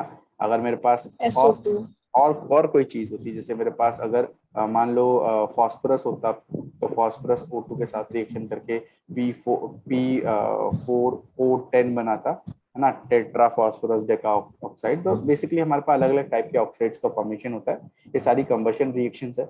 मतलब मेन कहानी क्या है कि जब भी कोई स्पीशीज का कंबशन होता है, ठीक है, तो हमारे पास जो एंथैल्पी काम आती है, हमारी जो एंथैल्पी रिलीज होती है, उसको एंथैल्पी ऑफ कंबशन बोलते हैं। इसके लिए भी एक चीज हमारे पास होनी चाहिए, 1 मोल सब्सटेंस होना चाहिए हमारे पास। मतलब जो भी यहाँ पर मैंने इस्तेमाल किया है ना, ये सारे के सारे हमारे पास 1 मोल इस्तेमाल करने हैं मुझे। 1 मोल, एक मोल से ज्यादा नहीं होने चाहिए। बात समझ आई? मतलब अगर मुझे बैलेंस करना है, मुझे इसी की रिस्पेक्ट में करना पड़ेगा। देखो बैलेंस करने के लिए मुझे यहाँ पे देखो H2 हमारे पास 1 मोल होना चाहिए, तो बैलेंस करने के लिए यहाँ पर मुझे कितना लगाना पड़ेगा? यहाँ तो बैलेंस है, यहाँ पर हाफ O2 करना पड़ेगा। Is it clear? कार्बन ये तो बैलेंस है हमारे पास, ये वाली बैलेंस है, ये वाली बैलेंस है। नीचे वाली देखो, नीचे वाली इक्वेशन में यहाँ पे क्या हो जाएगा? ये बैलेंस है हमारा। नीचे वाली इक्वेशन देखो, यहाँ पर हम लोग किससे मल्टीप्लाई करें? 1/2 से, P4 4। P4 से, 1/4 से, है ना? 1/4 से अच्छा मल्टीप्लाई ऐसे करेंगे। ही पूरे को। हाँ 1/4 से मल्टीप्लाई करेंगे तो ऑक्सीजन हाँ कितना हो जाएगा? ऑक्सीजन हो जाएगा 2.5। तो 2.5 करने के लिए क्या करना पड़ेगा? 2 को डिवाइड करना पड़ेगा 1 बाय, इसे डिवाइड करूंगा, बैलेंस करना ऑक्सीजन को। 2.5 चाहिए। अरे फास्फोरस हमारे पास कितने हो गए? 10 हो गए ना फास्फोरस। फास्फोरस 4 हो गए, फॉस्फोरस 4 हो गए। पर मैं 1/4 करता हूँ। ऑक्सीजन 10 हो गए। ऑक्सीजन कितना हो गया? 10/2 हो गया, 10/4 हो गया, 10/4 मतलब 5/2 हो गया। 10/4। 5/2 हो गया ना? देख सकते हो यहाँ पर मैंने 1/4 से मल्टीप्लाई किया था। क्लियर है? 2.5। तो 2.5 हाँ हो गया, लेकिन 2.5 थोड़ी लिखते हैं हम लोग। 5 बाई, यहाँ पर क्या लिखना पड़ेगा? हाँ 5/4 लिखना पड़ेगा, तब जाके 5/2 आएगा ऑक्सीजन के लिए। क्या सब 5/2। है ना? क्लियर? 5/2। अगर मैं यहाँ पर 5/4 से मल्टीप्लाई करता हूँ तो 5/4 इंटू ऑक्सीजन, तो ये हो जाएगा 5/, तब बैलेंस होगा ऑक्सीजन। Is it clear? तो सारे के सारे यहाँ पर 1 मोल प्रेजेंट होनी चाहिए। 1 मोल सब्सटेंस को बर्न करने के लिए मुझे जितनी एंथैल्पी रिलीज होती है वो आपकी एंथैल्पी ऑफ कंबशन कहलाती है। यहाँ पर मुझे लिखना पड़ेगा delta C of H2, delta C of carbon, delta C of sulphur, इसी तरह की सारी चीजें। क्लियर है? समझ आती है बात? नेटवर्क लैग कर रहा है तुम्हारा अभी से? हेलो, नेटवर्क लैग कर रहा है? चल ही नहीं रहा है, पता नहीं क्या हो रहा है नेट में। हाँ मेरी बातें तो समझ आ रही है या नहीं आ रही, वो तो बताओ। मतलब मैं जो पढ़ा रहा हूँ तो समझ आ रहा है या नहीं आ रहा, इतना बता दो। हेलो आस्था? हाँ अब क्लियर है। हाँ आवाज क्लियर है। मेरी ठीक आवाज आ है। रही है ना? प्रॉपर आ रही है ना आवाज मेरी? हाँ ठीक है, चलो ठीक है। हम लोग आगे बढ़ते हैं। स्टैंडर्ड एंथैल्पी ऑफ हाइड्रेशन, ये क्या होता है? हाइड्रेशन, है ना? तो वाटर। अच्छा, एक चीज और, पहले तो मैं कंप्लीट करा रहा था ना अभी। तो मैंने क्या बोला, कंबशन हमारे पास है। जैसे मैंने बोला हाइड्रोकार्बन है, ज्यादातर हाइड्रोकार्बन के क्वेश्चन आते हैं। तो हाइड्रोकार्बन मेरे पास है। आप देखो मेरे पास हाइड्रोकार्बन में क्या हो सकता है, ज्यादातर मेरे पास CH4 देता है, चाहे मेरे पास कोई एल्कीन दे दे, C4H8 दे दे, सपोज मेरे पास कोई एल्काइन दे दे, मुझे कोई फर्क नहीं पड़ता, कुछ भी दे दे मुझे, मतलब C4H6 दे दे, या मेरे पास कोई मतलब साइक्लिक रिंग दे दे, बेंजीन दे दे, या मेरे पास कुछ भी प्रोवाइड कर दे, मुझे कोई फर्क नहीं पड़ता, मैं आराम से रिएक्शन कर सकता हूँ। बात समझ आ रही है? चाहे C22H44 दे दे, कुछ भी दे दे, है ना? जैसे यहाँ पर है, मुझे इतना पता है कि एक एक मोल ही मुझे इस्तेमाल करना है, तो यहाँ पर ऑक्सीजन के साथ करूंगा। यहाँ पर मुझे मुझे लिखना पड़ेगा डेल्टा CH0 ऑफ CH4 का कंबेशन हो रहा है ना। इसी तरह मेरे पास डेल्टा CH0 ऑफ C4H8, इसी तरह मेरे पास डेल्टा CH0 ऑफ C4H6, ऐसे ही हमारे पास कई नीचे वाले एग्जांपल भी है। Is it clear? तो मैं क्या करता हूँ, इनको एग्जांपल को हटा देता हूँ, मैं मतलब मेन एग्जांपल पे ध्यान देता हूँ। जैसे कि ये हो सकता है C6H6 हो गया, C6H6 हो गया। ऐसे मेरे पास कंबशन के बारे में पूछ सकता है, C2H5OH के, इथेनॉल के कंबशन के बारे में आ सकता है क्वेश्चन, C2H5OH के। इसी तरह मेरे पास एक और क्वेश्चन आ सकता है, ग्लूकोज के कंबशन के ऊपर आ सकता है, तो C6H12O6 के ऊपर आ सकता है। करते कैसे इस क्वेश्चन, बड़ा सिंपल केस है। मैंने क्या बोला, कार्बन अगर बर्न होगा क्या बनाएगा, कार्बन के कंबशन से क्या बनेगा, बताओ जल्दी से। कार्बन के कंबशन से क्या बनेगा? CO2 बनेगा। Carbon CO2। CO2 बना, हाइड्रोजन के कंबशन से क्या बनेगा? H2O। H2O। सभी में यही होगा, CO2 और H2O बनना तय है सभी में, और तो कुछ नहीं बनेगा क्योंकि कार्बन और ऑक्सीजन प्रेजेंट है। समझ गए? यहाँ पर हमारे पास है CO2 और H2O, इस तरह हमारे पास CO2 और H2O। बट मेन कहानी क्या है, ट्विस्ट ये है कि हर जगह पे अलग अलग नंबर ऑफ कार्बन एटम है। जैसे इस केस में तो एक कार्बन था, यहाँ पर एक CO2 बना, यहाँ पर 4 कार्बन है तो 4 CO2, यहाँ पर 6 कार्बन है तो 6 CO2, यहाँ पर 2 कार्बन है तो 2 CO2, यहाँ पर 6 कार्बन है तो 6 CO2। Is it clear? हाँ। अगर मैं हाइड्रोजन की बात करता हूँ तो हाइड्रोजन का नंबर हाफ कर दो, यहाँ पर 4 हाइड्रोजन है, कितना होगा? 2। यहाँ पर 2। 8 हाइड्रोजन है, कितना होगा? 4। 4। 6 हाइड्रोजन है, कितना होगा? कितना होगा? 3। 3। यहाँ पर 3। 6 हाइड्रोजन है, कितना होगा? 3। यहाँ पर 3। 12 हाइड्रोजन है, कितना होगा? 6। 6। है ना? Is it clear? Right side में ऑक्सीजन का नंबर काउंट करो और उसको 2 से डिवाइड कर दो। राइट साइड में कितने ऑक्सीजन है, टोटल काउंट करो। राइट साइड में कितने ऑक्सीजन ऑक्सीजन। है? हाँ, टोटल काउंट करो। अच्छा, मतलब प्रोडक्ट में। प्रोडक्ट प्रोडक्ट, में यस, प्रोडक्ट। 3। 3 तीन नहीं, तो तीन 4। नहीं, 4 हैं। 4 का हाफ करो, 2 आएगा ना भाई। यहाँ पे 4। तो 4। 4।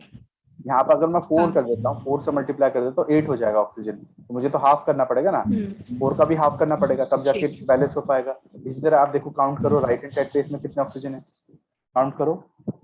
12। 6। 12 तो 6। इसी तरह बताओ यहाँ पर कितने ऑक्सीजन है? 15। 15/2। इसी तरह यहाँ पर कितने ऑक्सीजन है? अच्छा, यहाँ पर 7। जितने भी ऑक्सीजन है उसमें से एक कम कर दो पहले, क्योंकि यहाँ पर इस कंपाउंड जितने भी ऑक्सीजन प्रेजेंट होंगे ना इस कंपाउंड के अंदर, उतने कम कर दो। कितने होंगे? 7 में से एक गया, कितना बचा? 6। 3 आ गया। 3 आ गया। यहाँ पर देखो, यहाँ पर 6 ऑक्सीजन पहले ही है, तो यहाँ पर देखो 18 ऑक्सीजन आ रहे होंगे आपके पास, 18 आ रहे होंगे, तो उसमें से 6 माइनस कर दो, कितना आ जाएगा? 12 आएगा। 12/2 मतलब 6 हो जाएगा। 12। Is it clear? 12/2 मतलब 6 हो जाएगा। Is it clear? हाँ। ठीक है, तो ये आपके पास एंथैल्पी ऑफ कंबशन था। आई होप आपको क्लियर होगा। एक मोल सब्सटेंस को बर्न करने के लिए, बर्न करने के बाद मुझे जितनी एंथैल्पी मतलब जितनी एनर्जी रिलीज होती है, तो वो आपकी एंथैल्पी ऑफ कंबशन है। Is it clear? है ना? अब मैं अगर बात करता हूँ, मेरे पास और भी आता है, एंथैल्पी ऑफ हाइड्रेशन आता है, एंथैल्पी ऑफ एटोमाइजेशन आता है, लैटिस एंथैल्पी आता है। तो मैं क्या करके सारी चीजें समझाता हूँ। पहले मैं लैटिस एंथैल्पी समझा देता हूँ। इसको मैं डेल्टा एच लैटिस ऐसे बोलते थे, लैटिस। ठीक है, ये हमारे पास है लैटिस एंथैल्पी। समझ गए? तो हमारे पास क्या है, enthalpy change to separate 1 mole of a solid ionic substance into gases. इसकी डेफिनेशन 2 तरीके से बनाई जाती है, ध्यान से सुनना। इसकी डेफिनेशन 2 तरीके से क्रिएट की जाती है। एक आपने पढ़ा है 4th चैप्टर में कि भाई दो आयन, एक आयनिक सॉलिड है, एक आयनिक सॉलिड है मेरे पास, उसके अंदर पॉजिटिव और नेगेटिव आयंस प्रेजेंट है। और उन आयंस को सेपरेट करने के लिए एक मोल हमारे पास आयनिक सब्सटेंस है, उस एक मोल ऑफ आयनिक सब्सटेंस को इतनी एनर्जी प्रोवाइड करो कि उसके पॉजिटिव और नेगेटिवली चार्ज जो आयंस है वो कंप्लीटली सेपरेट हो जाए एक दूसरे से। वो आपके पास क्या होती है, लैटिस एंथैल्पी होती है। ये पढ़ा था हमने 4th चैप्टर में। Is it clear? और इस यहाँ पर हम बोल रहे हैं कि हमारे पास यहाँ पर दो आयंस हैं, मतलब यहाँ पर ये चीज बोली हमने कि enthalpy change to separate one mole of a solid ionic substance into gases constituent ion. यहाँ पर यही सेम चीज बोल रहे हैं, लेकिन एक और डेफिनेशन इस तरीके से बनाई जाती है इसकी कि पॉजिटिव और नेगेटिव चार्ज अगर हमारे पास क्लोज आए तो उन्होंने क्या करा, एक मोल आयनिक सब्सटेंस फॉर्म किया, एक मोल आयनिक सब्सटेंस फॉर्म किया। उस एक मोल आयनिक सब्सटेंस के फॉर्मेशन के दौरान जितनी एनर्जी रिलीज होती है वो भी आपके पास लैटिस एंथैल्पी है। तो दो तरीके से इसकी डेफिनेशन क्रिएट की जा सकती है। फर्क क्या पड़ता है? फर्क ये पड़ता है कि इस केस में जो डेल्टा एच होगा, इस केस में जो डेल्टा एच निकल के आएगा, क्योंकि हमने एनर्जी प्रोवाइड की तो एनर्जी हमें देनी पड़ी, तो यहाँ पर डेल्टा एच कैसा होगा, पॉजिटिव होगा। और इस केस में डेल्टा एच कैसा होगा, नेगेटिव होगा, क्योंकि यहाँ पर हमने यहाँ पर देखा हमने कि दो स्पीशीज आपस में जुड़ करके अट्रैक्टिव फोर्सेस क्रिएट कर दी, तो इसके मतलब यहाँ पर एनर्जी रिलीज होगी। Is it clear? बात समझ आती है? भाई अगर हमें किसी चीज को तोड़ना है तो एनर्जी लगानी पड़ेगी, किसी चीज को जोड़ना है तब भी हमें एनर्जी लगानी पड़ेगी। रियलिटी तो ये है हमारी। लेकिन जब सब एटॉमिक लेवल पे कोई चीज होती है, जब सब एटॉमिक लेवल पे किसी चीज को जोड़ा जाता है, तोड़ा जाता है, तो वहां पर एनर्जी प्रोवाइड करनी पड़ती है, और जब आपस में वो अट्रैक्टिव फोर्सेस क्रिएट करते हैं तो एनर्जी रिलीज होती है। Is it clear? क्योंकि हमारे पास लैटिस एंथैल्पी, और लैटिस एंथैल्पी हमें ये बताती है कि कोई भी आयनिक सॉलिड है उसके बीच में जो बॉन्ड होगा वो कितना ज्यादा स्ट्रांग हो सकता है। ठीक, अगर मैं बात करता हूँ स्टैंडर्ड एंथैल्पी ऑफ एटॉमाइजेशन की, स्टैंडर्ड एंथैल्पी ऑफ एटॉमाइजेशन क्या होता है? एक मोल ऑफ बॉन्ड को कंप्लीटली ब्रेक करने के लिए गैसियस फेज में लाने के लिए मुझे कितनी एनर्जी प्रोवाइड करनी पड़ती है। जैसे मेरे पास Cl2 है, तो मेरे पास बोलता है एंथैल्पी ऑफ एटॉमाइजेशन निकालो जरा Cl2 का। मेरे पास क्या क्वेश्चन है, एंथैल्पी ऑफ एटॉमाइजेशन निकालो, उसके लिए इक्वेशन बताओ Cl2 की, है ना। एंथैल्पी ऑफ एटॉमाइजेशन ऑफ Cl2 कैसे लिखूंगा? मैं बोलूंगा Cl2 मेरे पास था, Cl2 मेरे पास था, उसके अंदर एक ही बॉन्ड प्रेजेंट है ना, Cl और Cl के बीच में एक ही बॉन्ड प्रेजेंट है, तो उस बॉन्ड को तोड़ने पर मुझे क्या मिलेगा, 2 Cl एटम मिलेंगे गैसीय स्टेट में। तो मैंने जितनी एनर्जी लगाई ताकि मैं इसके बीच के बॉन्ड को ब्रेक कर पाऊं, वही मेरी एंथैल्पी ऑफ एटॉमाइजेशन होगी। हाँ है ना। कोई भी स्पीशीज प्रेजेंट हो लेफ्ट हैंड साइड पे, मैं राइट हैंड साइड पे, लेफ्ट हैंड साइड पे एक मोल होना चाहिए, बस एक मोल स्पीशीज प्रेजेंट होनी चाहिए। एक मोल स्पीशीज को ब्रेक करके उसके एटॉमिक स्टेट में लेके आना हमारे पास, उसके लिए मुझे जितनी एनर्जी देनी पड़ती है वो एंथैल्पी ऑफ एटॉमाइजेशन। बात समझ आई? जैसे मेरे पास हो सकता है कि मैं पूछा जाए एंथैल्पी ऑफ एटॉमाइजेशन ऑफ CH4, तो CH4 में क्या होगा, CH4 एक गैस है, यस और नो? CH4 एक गैस है, तो गैस है तो मुझे यहाँ पर इसको ब्रेक करने के लिए कार्बन और हाइड्रोजन वाला, हाँ कार्बन और हाइड्रोजन एटम में अलग करने के लिए यहाँ पर मुझे इसको एनर्जी प्रोवाइड करनी पड़ेगी, यस और नो? यहाँ पर एक कार्बन और 4 हाइड्रोजन को सेपरेट करने के लिए कुछ एनर्जी प्रोवाइड करनी पड़ेगी, वही आपके पास क्या होगी, एंथैल्पी ऑफ एटॉमाइजेशन होगी। Is it clear? है ना। इसी तरह मेरे पास हो सकता है कि एंथैल्पी ऑफ एटॉमाइजेशन पूछ ले मुझे Na के बारे में। Na क्या हमारे पास सॉलिड होता है, Na क्या मेरे पास सॉलिड है, तो यहाँ पर सॉलिड है, तो सॉलिड को अगर मैं यहाँ पर गैस में चेंज करता हूँ, क्योंकि ये सब्लिमेशन शो करेगा, तो जब मैं गैस में चेंज करूंगा तो यहाँ पर सॉलिड में तो कई सारे आइटम्स प्रेजेंट होंगे एक साथ साथ, है ना। और गैस में क्या होगा, ये सॉलिड्स जब इसमें हीट करूंगा मैं तो ये एक दूसरे से सेपरेट हो जाएंगे, दूर दूर हो जाएंगे, है ना। तो बेसिकली क्या हो रहा है, एक मोल सॉलिड को, एक मोल हमारे पास अगर सॉलिड है और उसको सेपरेट करके मतलब उसको एनर्जी दे करके मैं उसको गैस में कन्वर्ट कर दूं, तो बेसिकली वो मेरा क्या कहलाएगा, वो मेरा कहलाएगा एंथैल्पी ऑफ एटॉमाइजेशन, क्योंकि मैंने इनको एटॉमिक स्टेट में लेके आ गया। Is it clear? बट इसके लिए यहाँ पर मुझे एक और चीज मुझे करनी पड़ी, मुझे यहाँ पर देखो ये एंथैल्पी ऑफ एटॉमाइजेशन तो है, लेकिन उसको एंथैल्पी ऑफ सब्लिमेशन भी बोल सकता हूँ मैं, हाँ है ना, क्योंकि सॉलिड से गैस में कन्वर्ट हुई कोई चीज। Is it clear? तो ये ऐसा है ना कि कभी कभी एक एंथैल्पी, एक टाइप की एंथैल्पी और दूसरे मतलब एक ही स्पीशीज दो तरह की एंथैल्पी या दो से ज्यादा तरह की एंथैल्पी शो करती है। फॉर एग्जांपल हमारे पास अभी हम यहाँ पर बॉन्ड डिसोसिएशन एंथैल्पी भी कहीं देखेंगे, है नहीं क्या? अच्छा, ऐसे हमारे पास एक आती है bond dissociation enthalpy, bond dissociation enthalpy, या मैं सिंपली पहले बोलूं तो बॉन्ड एंथैल्पी, है ना। बॉन्ड एंथैल्पी की बात की जाएगी, बॉन्ड एंथैल्पी। तो हमारे पास दो तरह की बॉन्ड एंथैल्पी होती है, एक होता है सिंपल बॉन्ड डिसोसिएशन एंथैल्पी, और एक होता है हमारे पास mean bond dissociation enthalpy, mean bond dissociation enthalpy. अब दोनों का अंतर क्या है? देखो अगर हम बात करते हैं बॉन्ड डिसोसिएशन एंथैल्पी की, तो ये बड़ा सिंपल केस है। Cl2 था मेरे पास, Cl के बीच के बॉन्ड को ब्रेक करके Cl को एटॉमिक स्टेट में लेके आना, गैसेस मतलब एक सिंगल एटम में कन्वर्ट करना, तो उसके लिए मुझे जितनी एनर्जी प्रोवाइड करनी पड़ी वो आपके पास क्या थी, बॉन्ड डिसोसिएशन एंथैल्पी थी। समझ गए? यहाँ पर मुझे जितनी एंथैल्पी, मुझे जितनी एनर्जी देनी पड़ी, ये वाला केस क्या होगा, Cl के बॉन्ड को ब्रेक करने के लिए मुझे जितनी एंथैल्पी देनी पड़ी वो आपकी बॉन्ड डिसोसिएशन एंथैल्पी होगी, जो कि इसकी एंथैल्पी ऑफ एटॉमाइजेशन के बराबर होगी। Is it clear? समझ गए नहीं समझे? समझ गए? एक मोल बॉन्ड को ब्रेक करने के लिए, एक मोल बॉन्ड को ब्रेक करने के लिए, एक मोल बॉन्ड को ब्रेक करने के लिए, प्रोडक्ट साइड पे 1 मोल से ज्यादा बन सकता है। हाँ वो फर्क नहीं पड़ता, उसमें बन सकता है। करने के लिए जितनी एनर्जी देते हैं, है ना, जितनी एनर्जी देते हैं, समझ गए? तो वो हमारे पास क्या है, bond dissociation enthalpy. Is it clear? हमारा क्या है वो bond dissociation enthalpy. Is it clear? हाँ। अगर हमारे पास एक मोल बॉन्ड है, यहाँ पर भी एक मोल बॉन्ड हमारे पास प्रेजेंट है, लेकिन वो अलग अलग स्पीशीज, देखो यहाँ पर क्या हो रहा है, जैसे CH4 है, तो CH4 हमारे पास ये स्पीशीज है। अब CH4 के हर एक बॉन्ड को ब्रेक करके मुझे यहाँ पर एक मोल कंपाउंड को मैं ब्रेक करता हूँ, एक मोल कंपाउंड के बॉन्ड को ब्रेक करने के लिए मुझे जितनी एनर्जी देनी पड़ती है ताकि वहां पर वो अपने कॉन्स्टिट्यूएंट एटम्स में सेपरेट हो सके, तो मेरे पास क्या है, मीन बॉन्ड डिसोसिएशन। तो एक मोल कंपाउंड के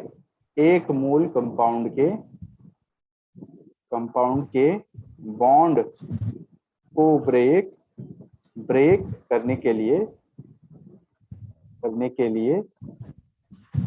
ये एनर्जी है ना, समझ गए? एनर्जी क्लियर है? उसी को हम बोलते हैं mean bond dissociation enthalpy. Is it clear? तो यहाँ पर जैसे मीन मैं बोलूंगा CH4 का जो मीन बॉन्ड डिसोसिएशन एंथैल्पी होगा वो बराबर होगा किसके, एंथैल्पी ऑफ एटॉमाइजेशन, क्योंकि यहाँ पर सेम ही चीज हो रही है, एटम में कन्वर्ट कर रहे हैं। बोलो बात समझ आती है? तो बॉन्ड एंथैल्पी दो तरीके की थी, एक होता है बॉन्ड डिसोसिएशन एंथैल्पी जहां पर एक स्पेसिफिक एक सिंगल बॉन्ड मतलब एक सिंगल बॉन्ड को, और मीन बॉन्ड डिसोसिएशन एंथैल्पी होती है जो कि सम होता है कई सारे बॉन्ड्स का, समझ गए, एक मोल कंपाउंड का। Is it clear? अब मैं आपसे पूछूं, मैं बोलूं भाई डेल्टा C एक बॉन्ड को ब्रेक करने के लिए, जैसे कि बॉन्ड डिसोसिएशन एंथैल्पी है तो उसमें हम HCl ले सकते हैं ना, मतलब डिफरेंट ले सकते हैं दो एलिमेंट। हाँ उसका कोई फर्क नहीं पड़ता। जैसे यहाँ पर C-H है तो ये बॉन्ड डिसोसिएशन एंथैल्पी है। Is it clear? अब यहाँ पर क्या है, ये जो C-H एक बॉन्ड ब्रेक होने की एनर्जी जो है उसको मैं निकाल सकता हूँ यूजिंग CH4, मतलब मीन बॉन्ड डिसोसिएशन एंथैल्पी से। अगर मैं 4 से डिवाइड कर दूं उसको, 4 बॉन्ड के डिसोसिएट होने से हमारे पास सपोज कुछ अमाउंट ऑफ एनर्जी निकली, एक बॉन्ड को डिसोसिएट होने से 1/4 हो जाएगा वो पार्ट। Is it clear? ऐसे क्वेश्चन है मेरे पास क्वेश्चन है मेरा, बोलता है कि मतलब suppose x kilo joule per mole of energy is released when 1 mole of NH3 breaks into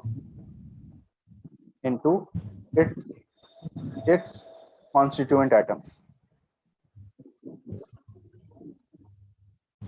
ठीक है, एक मोल NH3 जब ब्रेक हुआ अपने कॉन्स्टिट्यूएंट एटम में तो x किलो जूल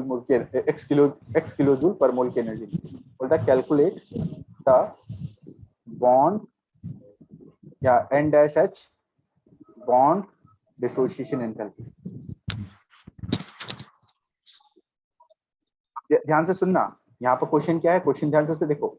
हमारे पास क्या है, हमारे पास NH3 है, NH3 टूट के क्या बनाएगा, N बनाएगा और हाइड्रोजन बनाएगा। ये गैस है हमारा, N गैस बनाएगा, हाइड्रोजन भी गैस होगा, 3H बनाएगा। Is it clear? इसके लिए मुझे डेल्टा H गिवन है। डेल्टा H कितना गिवन है, माइनस का x किलो जूल पर मोल। माइनस कैसे, क्योंकि एनर्जी रिलीज हो रही है। बात समझ आ रही है? एनर्जी रिलीज हो रही है। बोलता है कि ये हमारे पास एक मोल NH3 था, उसको ब्रेक करने के लिए, उसके ब्रेक होने के लिए इतनी एनर्जी रिलीज हुई। तो ये आपके पास ये जो भी प्रोवाइडेड है, ये क्या है हमारा, एंथैल्पी ऑफ एटॉमाइजेशन प्रोवाइडेड है। किसका? एंथैल्पी ऑफ एटॉमाइजेशन प्रोवाइडेड है NH3 का। बात समझ आ रही है? Is it clear? अगर मैं बोलूं आपसे एक अगर मैं बोलूँ 3 बॉन्ड के ब्रेक होने के लिए इतनी एनर्जी रिलीज, 3 बॉन्ड के ब्रेक होने पर इतनी एनर्जी रिलीज हुई, एक एन डैश एच बॉन्ड के ब्रेक होने पर कितनी एनर्जी रिलीज होती, तो मैं बोलूंगा 1/3 हो जाएगा of this value. Is it clear? Yes और नो? तो ये कितना हो जाएगा, माइनस का x/3 किलो जूल पर मोल। आंसर आ गया मेरा। क्लियर है बात? समझ आती है बात? हाँ। आगे बढ़ते हैं। हमारे पास नेक्स्ट आता है एंथैल्पी ऑफ हाइड्रेशन, है ना। एंथैल्पी ऑफ हाइड्रेशन आता है, देखो लैटिस एंथैल्पी समझ आ गया। लैटिस एंथैल्पी को दो तरीके से मैं डिफाइन किया है, एक मोल कंपाउंड को अपने आयंस में सेपरेट करने के लिए, या दो आयंस के कंप्लीटली मिलकर के एक सिंगल आयनिक कंपाउंड को फॉर्म करने के लिए। जैसे मेरे पास NaCl है, सॉलिड स्टेट में है। सपोज क्या हुआ कि NaCl अपने आयंस में ब्रेक होता है तो वो गैसीय स्टेट में तो बनेंगे, हाँ है ना। कंप्लीटली सेपरेट कब होते हैं, जब मान लो कि यहाँ पर एक दूसरे के बहुत ज्यादा क्लोज है तो वो सॉलिड स्टेट है वो, लेकिन अगर एक दूसरे से बहुत ज्यादा दूर चले गए तो गैसीय स्टेट में पहुंच गए ना, हाँ है ना। Is it clear? तो यहाँ पर जो भी मुझे एनर्जी देनी पड़ी that will B lattice enthalpy. Yes और नो? अब मान लो कि ये आयनिक कंपाउंड, ये आयनिक स्पीशीज हैं। मान लो NaCl को मैंने डिसॉल्व किया पानी के अंदर, NaCl को पानी में डिसॉल्व किया तो Na+ जाएगा पानी के अंदर। यस और नो? Na+ जाएगा पानी के अंदर, और कौन जाएगा, और Cl- भी पानी के अंदर जाएगा। यस और नो? एक मोल NaCl को डिसॉल्व करूंगा तो एक मोल Na और एक मोल Cl- बनेगा। अब मेनली क्या होता है, वाटर में हमारे पास प्रेजेंट क्या है, H2O molecules present, H2O molecules present है मेरे इस तरीके से। ये तो हर जगह वाटर नहीं, HCl नहीं, H2O मॉलिक्यूल प्रेजेंट होंगे हर जगह पे। यस और नो? ऐसा है ना कि मेरे पास वाटर के अंदर तो H2O मॉलिक्यूल्स प्रेजेंट होंगे, तो होगा क्या कि जो भी, देखो वाटर क्या होता है, वाटर हमारा पोलर स्पीशीज है, उसके अंदर पार्शियल पॉजिटिव और नेगेटिव चार्जेस का सेपरेशन होता है। तो जो भी नेगेटिव वाला पार्ट होगा, ऑक्सीजन वाला पार्ट सोडियम की तरफ जाना स्टार्ट कर देगा, और जो भी हाइड्रोजन वाला पार्ट होगा वो किसकी तरफ जाना स्टार्ट कर देगा, हाइड्रोजन वाला पार्ट किसकी तरफ जाएगा, क्लोरीन की तरफ जाएगा। यस और नो? मूव करना स्टार्ट कर देगा। क्यों करेगा, क्योंकि भैया उसको एक इंटरेक्शन शो करना है और उस क्लोरीन के साथ उसको स्टेबलाइज करना है ना। उसको स्टेबलाइज करने के लिए उसके पास जाना तो पड़ेगा ना उसको। Is it clear? अगर हमें किसी चीज को समझना है, मैं बोलता हूँ मुझे फिजिक्स समझ नहीं आती, मुझे फिजिक्स समझ नहीं आती, मैं मेरे बोलने से मेरे को कभी फिजिक्स समझ आएगी क्या, बताओ? मेरे बोलने से कभी मुझे फिजिक्स समझ आएगी? जब मैं बैठ के पढ़ूंगा तब जाके मुझे समझ आएगी फिजिक्स, है ना। तब जाके मुझे कुछ कुछ पल्ले पड़ेगा। लेकिन अगर मैं सिर्फ सोचता रहूं कि मैं ये करूंगा करूंगा करूंगा तो कभी मुझे कुछ समझ नहीं आने वाला। Is it clear? तो यहाँ पर क्या हो रहा है, यहाँ पर जब सोडियम आयन और क्लोराइड आयन को पानी में डाला जाता है तो इनिशियली हमें इनको एनर्जी देनी पड़ी ताकि ये आयंस में कन्वर्ट हो। लेकिन जैसे ये पानी में जाते हैं तो ये अट्रैक्टिव फोर्सेस डेवलप करते हैं ऑक्सीजन के साथ। क्यों ऑक्सीजन के साथ? क्यों? क्योंकि ऑक्सीजन पर क्या है, पार्शियल नेगेटिव चार्ज है, पार्शियल नेगेटिव चार्ज है हर ऑक्सीजन पे। यस और नो? और इनके बीच में एक फोर्स ऑफ अट्रैक्शन क्रिएट होता है जिसको बोलते हैं आयन डाइपोल फोर्सेस। याद है? पॉजिटिव और इसी तरह मेरे पास यहाँ पर जो क्लोरीन है ना, तो क्लोरीन और हाइड्रोजन के बीच में एक फोर्स ऑफ अट्रैक्शन क्रिएट होगा। उसको क्या बोलोगे, उसको क्या बोलोगे, उसको भी क्या बोलोगे, आयन नहीं। अरे बेटा, हाइड्रोजन बॉन्डिंग अलग होता है। हाइड्रोजन बॉन्डिंग में hydrogen with some most electronegative element होता है ना। यहाँ पर हाइड्रोजन और क्लोरीन के बीच में, तो यहाँ पर सिंपली क्या हमारा आयन डाइपोल फोर्सेस है। Is it clear? समझ गए? हाँ, अब ये आयन डाइपोल फोर्सेस हमारे पास हैं, तो आयन डाइपोल फोर्सेस जब भी कोई फोर्स ऑफ अट्रैक्शन क्रिएट होता है दो स्पीशीज के बीच में, कुछ एनर्जी रिलीज होती है। यस और नो? जब भी कुछ फोर्स ऑफ अट्रैक्शन क्रिएट होता है तो कुछ एनर्जी रिलीज होती है। तो इनके जब आयंस के बीच में और वाटर मॉलिक्यूल के बीच में कुछ फोर्स ऑफ अट्रैक्शन क्रिएट होता है, उसी को उसके कारण जो एनर्जी रिलीज होती है उसको बोलते हैं एंथैल्पी ऑफ हाइड्रेशन। बात समझ आ रही है? जब भी पानी में किसी चीज को डिसॉल्व किया जाता है तो जो पानी के साथ अट्रैक्टिव फोर्सेस क्रिएट करेगा तो कुछ एनर्जी रिलीज होगी, उसी को बोलते हैं enthalpy of hydration. Is it clear? समझ गए? हाँ, तो एंथैल्पी ऑफ हाइड्रेशन क्या है, enthalpy change when one mole of gaseous ion of a solid ionic compound undergo hydration. जब भी एक सॉलिड आयनिक कंपाउंड के आयंस हाइड्रेशन शो करते हैं, वाटर मॉलिक्यूल के साथ मिल जाते हैं और मतलब हाइड्रेशन हो जाता है उनका, तो बेसिकली क्या बनाते हैं, वो आपके पास जो एनर्जी रिलीज करते हैं उसी को हाइड्रेशन एंथैल्पी बोलते हैं। Is it clear? मेरे पास एक और टर्म आएगी आगे जा करके, उसका नाम है सॉल्वेशन एंथैल्पी। Solvation enthalpy. देखो सॉल्वेशन एंथैल्पी क्या होता है हमारे पास, पहले मैं प्रोसेस बता देता हूँ। मेरे पास NaCl था, NaCl था, है ना, सॉलिड स्टेट में। मैंने क्या करा, वाटर में इंट्रोड्यूस किया, वाटर में इंट्रोड्यूस किया तो NaCl अब क्या बन गया, Na प्लस एक्वस और Cl माइनस एक्वस। अब हमें लग रहा है कि ये जो चीज हुई है ये एक ही स्टेप में हो गई, है ना, हमें लग रहा है कि यहाँ पर एक ही स्टेप में रिएक्शन हो गई, बट ऐसा नहीं होता। यहाँ पर पहले हुआ क्या होगा, NaCl जो है वो सॉलिड स्टेट में था, सबसे पहले वो अपने आयंस में ब्रेक होगा, यस और नो, और आयंस में ब्रेक होने के बाद वो हर एक आयन क्या करेगा, वाटर के साथ इंटरेक्ट करेगा, हर एक आयन क्या करेगा, वाटर के साथ इंटरेक्ट करेगा, H2O के साथ इंटरेक्ट करेगा, लिक्विड प्योर लिक्विड था, जब इंटरेक्ट करेगा तो जो उससे स्पीशीज बनेगी that will B ions, is it clear, वो एक्वस हाइड्रेटेड आयंस बनेंगे हमारे। तो यहाँ पर कुछ एनर्जी रिलीज होती है फर्स्ट वाले केस में, उसको हम बोलते हैं लैटिस एंथैल्पी। यहाँ से क्या रिलीज हुई, लैटिस एंथैल्पी, नहीं रिलीज नहीं हुई है, हमें देनी पड़ी, लैटिस एंथैल्पी देनी पड़ी, पॉजिटिव एनर्जी सप्लाई करनी पड़ी, यहाँ से एनर्जी रिलीज हुई तो नेगेटिव होगी, इज इट क्लियर। तो यहाँ पर जो एनर्जी रिलीज होती है that will be hydration enthalpy, is it clear, बताओ जल्दी से। तो solvation enthalpy is nothing but the sum of lattice enthalpy and hydration enthalpy। Lattice enthalpy और हाइड्रेशन एंथैल्पी का जो सम होता है उसी को हम बोलते हैं सॉल्वेशन। समझ गए, समझ गए। अब ये चीज बहुत बहुत ज्यादा इंपॉर्टेंट है, कहाँ पर काम आएगी, जब हम आगे जाके सॉल्युबिलिटी पढ़ेंगे ना, सॉल्युबिलिटी प्रोडक्ट, वहां पर एक काम आएगा, क्योंकि हमें बताना होता है कि कोई आयनिक सब्सटेंस क्या होता है, कंप्लीटली सॉल्युबल होता है, कोई आयनिक सब्सटेंस सॉल्युबल होता ही नहीं, तो कैसे हमें पता करना होता है कि कौन सॉल्युबल है नहीं है, ये इसी की मदद से किया जाता है, जिसको बोलते हैं सॉल्वेशन एंथैल्पी, है ना, इज इट क्लियर। और भी कई फैक्टर होते हैं लेकिन ये आपके पास इंपॉर्टेंट फैक्टर है, इज इट क्लियर, बताओ जल्दी से।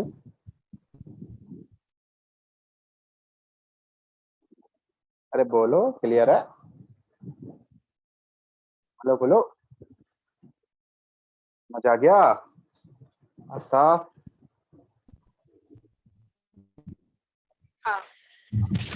अच्छा ठीक है, अब थोड़ा नेटवर्क इशू ज्यादा हो रहा है आपका, उसको देख लेना, है ना। हाँ। अब मेरे पास क्या है, नेक्स्ट आता है स्टैंडर्ड एंथैल्पी ऑफ न्यूट्रलाइजेशन। ये क्या लिख दिया मैंने, ये स्पेलिंग में थोड़ा मिस्टेक हो गया, न्यूट्रलाइजेशन। तो न्यूट्रलाइजेशन में क्या होगा, देखो ध्यान से सुनना, एक एसिड है मेरे पास, एक बेस है मेरे पास, एसिड और बेस कंबाइन हुए क्या बना है, सॉल्ट बना है, NaCl बना है, साथ में H2O बनेगा, यस और नो। जब मेरे पास एक इक्विवेलेंट किसी एसिड का एक इक्विवेलेंट बेस के साथ रिएक्शन करके सॉल्ट बनाता है, तो जो एनर्जी रिलीज होती है उसी को हम एंथैल्पी ऑफ न्यूट्रलाइजेशन बोलते हैं। For example in this particular case जो एनर्जी रिलीज होती है 52.7, 50, यहाँ पर जो एंथैल्पी ऑफ न्यूट्रलाइजेशन होता है ना, वो कितना होता है, डेल्टा H होता है आपका 52.7 किलो जूल पर मोल, इज इट क्लियर, माइनस का 52.7 किलो जूल पर मोल। ऐसे ही मेरे पास जैसे मान लो मेरे पास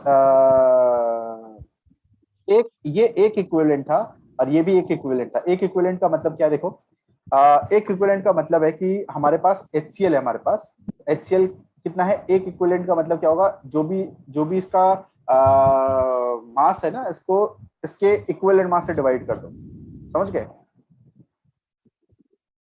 मतलब नंबर ऑफ इक्विवेलेंट कैसे निकालते हैं, नंबर ऑफ इक्विवेलेंट को निकालने का फॉर्मूला होता है given mass of a substance, given mass divided by equivalent mass, is it clear, equivalent mass. और इक्विवेलेंट मास क्या होता है, इक्विवेलेंट मास हमारे पास होता है E, हमारे पास होता है molar mass of a substance divided by n factor, is it clear.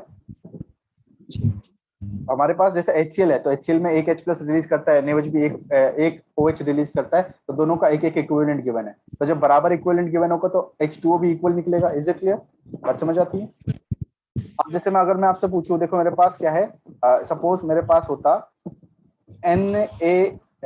Suppose मेरे पास होता सपोज MgOH होल ट्वाइस और यहाँ पर मैं HCl इस्तेमाल करता। अब मैं यहाँ पर बोल रहा हूँ, देखो मेरे पास MgOH होल ट्वाइस तो है, HCl इसका मैं अगर इक्विवेलेंट देखूं तो ये इक्विवेलेंट कितना होगा, जो भी हमें प्रोवाइडेड है, ये दो इक्विवेलेंट प्रोवाइडेड है, यस और नो, है ना, जो भी मतलब बेसिकली अगर मैं देखूं तो यहाँ पर एक मिनट, सपोज मुझे प्रोवाइडेड है मैग्नीशियम का 24, जो भी इसका मोलर मास है, नॉर्मल मास कितना 24 ग्राम है सपोज, 24 नहीं है कितना होगा,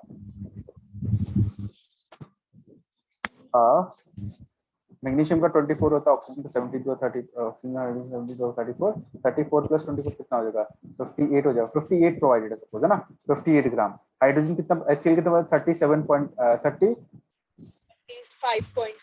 36.5, मतलब दोनों का HCl का 36.5 सपोज ये प्रोवाइडेड है। अब मुझे बोला भाई देखो ये MgOH प्रोवाइडेड 58 ग्राम और ये प्रोवाइडेड 36.5 ग्राम। अगर मैं इसको इसके इक्विवेलेंट मास से डिवाइड कर दूं तो इसका इक्विवेलेंट मास कितना आएगा, इसका इक्विवेलेंट मास आएगा कितना आएगा 18, तो 29 ग्राम आएगा। इज इट क्लियर, ये इसका इक्विवेलेंट मास है। तो अगर मैं इसको डिवाइड करता हूं तो मेरा 2 इक्विवेलेंट आ गया, अगर मैं इसको इसके इक्विवेलेंट मास से डिवाइड करता हूं तो ये कितना आएगा, 1 इक्विवेलेंट आएगा। बात समझ आ रही है? तो ये 2 इक्विवेलेंट है, 1 इक्विवेलेंट है, तो मेरे को क्या करना पड़ेगा, बराबर करना पड़ेगा। मुझे 2 इक्विवेलेंट लेने के लिए 2 से मल्टीप्लाई करना पड़ेगा। इज इट क्लियर, बोलो। तो यहाँ पर मेरे पास क्या बनेगा, यहाँ पर बनेगा MgCl2 और यहाँ पे क्या बनेगा 2H2O बनेगा। अब मेन कहानी क्या है यहाँ पर, आप ना इन चीजों पे ध्यान न देते हुए H2O फॉर्मेशन पे ध्यान दो। 2 H2O मोल फॉर्म हुआ है, इसका मतलब यहाँ पर एंथैल्पी ऑफ न्यूट्रलाइजेशन जो होगा, एंथैल्पी ऑफ न्यूट्रलाइजेशन हो जाएगा 2 × 52.7।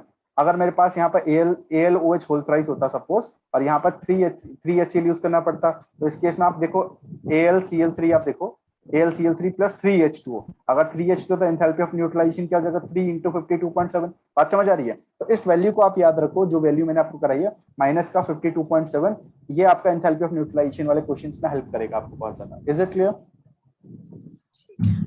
ठीक है, चलो अब एक लास्ट बचा हुआ है, जल्दी से इसको खत्म कर लेते हैं। हेस लॉ बताइए आपको, according to this law total enthalpy change of a reaction will remain the same whether a reaction takes place in single step, one step और इन सेवरल स्टेप। मतलब हमारे पास A है वो B में कन्वर्ट हो रहा है, तो B में कन्वर्ट होने के बाद उसके पास कई सारे रास्ते, A C में कन्वर्ट होकर D में कन्वर्ट होता है, फिर D में कन्वर्ट होता है और E फाइनली B में कन्वर्ट होता है। तो ये भी एक तरीका है इसको करने का रिएक्शन को। यहाँ पर एंथैल्पी सपोज डेल्टा H1 मुझे प्रोवाइड करनी पड़ी, यहाँ पर डेल्टा H2, यहाँ पर डेल्टा H3, यहाँ पर डेल्टा H4, यहाँ पर डेल्टा H5 सपोज। तो डेल्टा H1 जो होगा, जो एक पाथ है A से लेकर B तक का पाथ है डेल्टा H1, वो सभी के सम के बराबर होगा। मतलब delta H2 plus delta H3 plus delta H4 plus delta H5 इन सभी के बराबर होगा। Is it clear? This is what Hess law is. Is it clear? बताओ जल्दी से, समझ आया?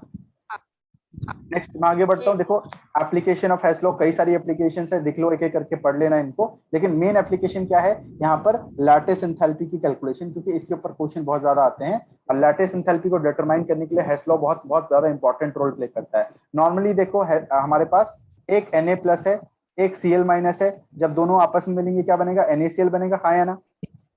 NaCl गैस है, NaCl Cl माइनस गैस है, तो यहाँ पर हमारे पास NaCl गैस बनेगा। ये एक मोल है, ये एक मोल है और यहाँ से एक मोल आपके पास NaCl फॉर्म होता है। बट इस दौरान हमें नहीं पता कि कितनी एनर्जी रिलीज हुई होगी, हमें नहीं पता है, हम नहीं जानते कि कितनी एनर्जी रिलीज हुई होगी, क्योंकि भाई देखो वो चीज कैलकुलेट करना इम्पॉसिबल है। आप आयंस कहाँ से बनाओगे? बात समझ आ रही है? आयंस थोड़ी एग्जिस्ट करते हैं अपने आप ही, कहीं मतलब एक प्लेट भर के लेके आ गए फिर वहां पर जाके मेजर कर दिया। तो lattice enthalpy can not be measure directly. Is it clear? Lattice enthalpy को डायरेक्टली मेजर नहीं कर सकते। लैटिस एंथैल्पी को अगर मेजर करना है तो हमें एक स्पेशल टाइप की साइकिल पढ़नी पड़ती है जिसको हम बोलते हैं बॉर्न हैबर साइकिल। बॉर्न और हैबर दो अलग अलग साइंटिस्ट थे जिन्होंने मिलकर के इस मतलब इस तरीके को इन्वेंट किया था।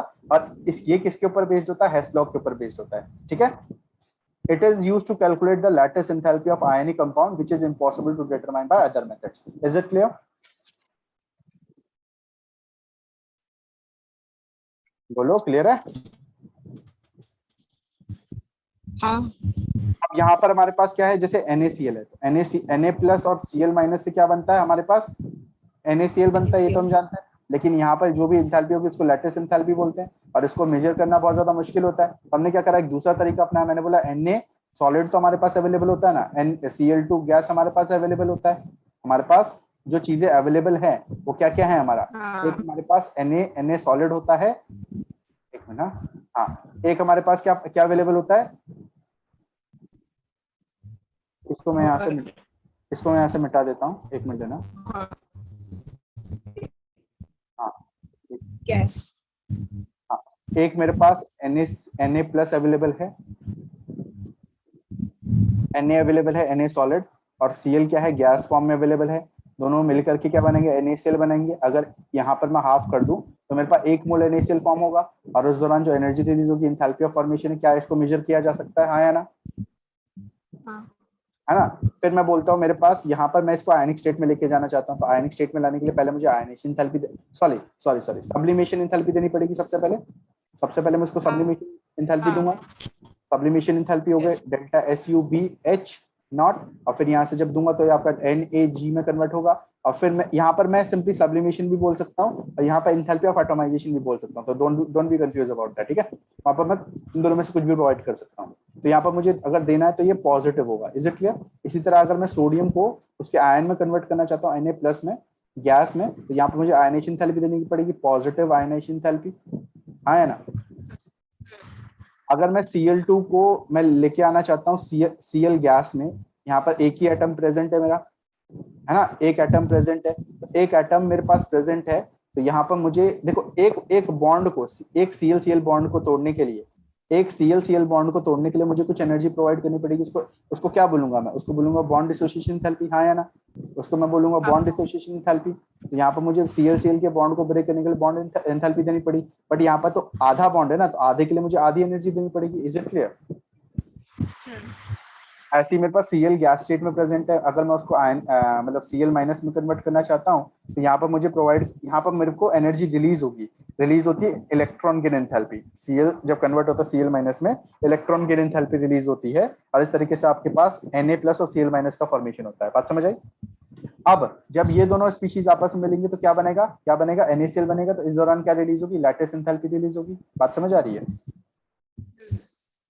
अब मैं आपसे पूछूं, मैं बोलता हूं कि देखो, अगर मैं हेस लॉ की बात करूं तो ये एक पाथ अलग है, यहां से लेकर यहां तक का पाथ अलग है, मतलब डेल्टा F जो होगा, delta,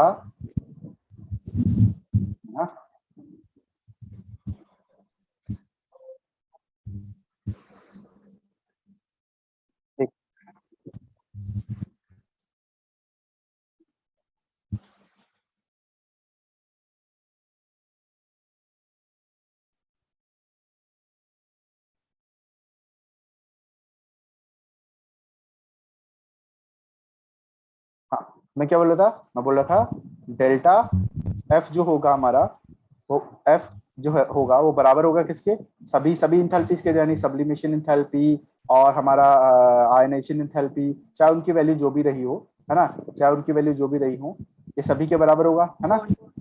bond dissociation, half of bond dissociation enthalpy, और फिर हमारे पास प्लस इलेक्ट्रॉन गेन एंथैल्पी, है ना, प्लस लैटिस एंथैल्पी, सभी के बराबर होगा। इज इट क्लियर, बात समझ आती है। तो ये हमारे पास हेस लॉ है। तो अब इससे रिलेटेड क्वेश्चंस आपको मिल जाएंगे आपके असाइनमेंट में, तो आप एक बार उसको सॉल्व कर लेना।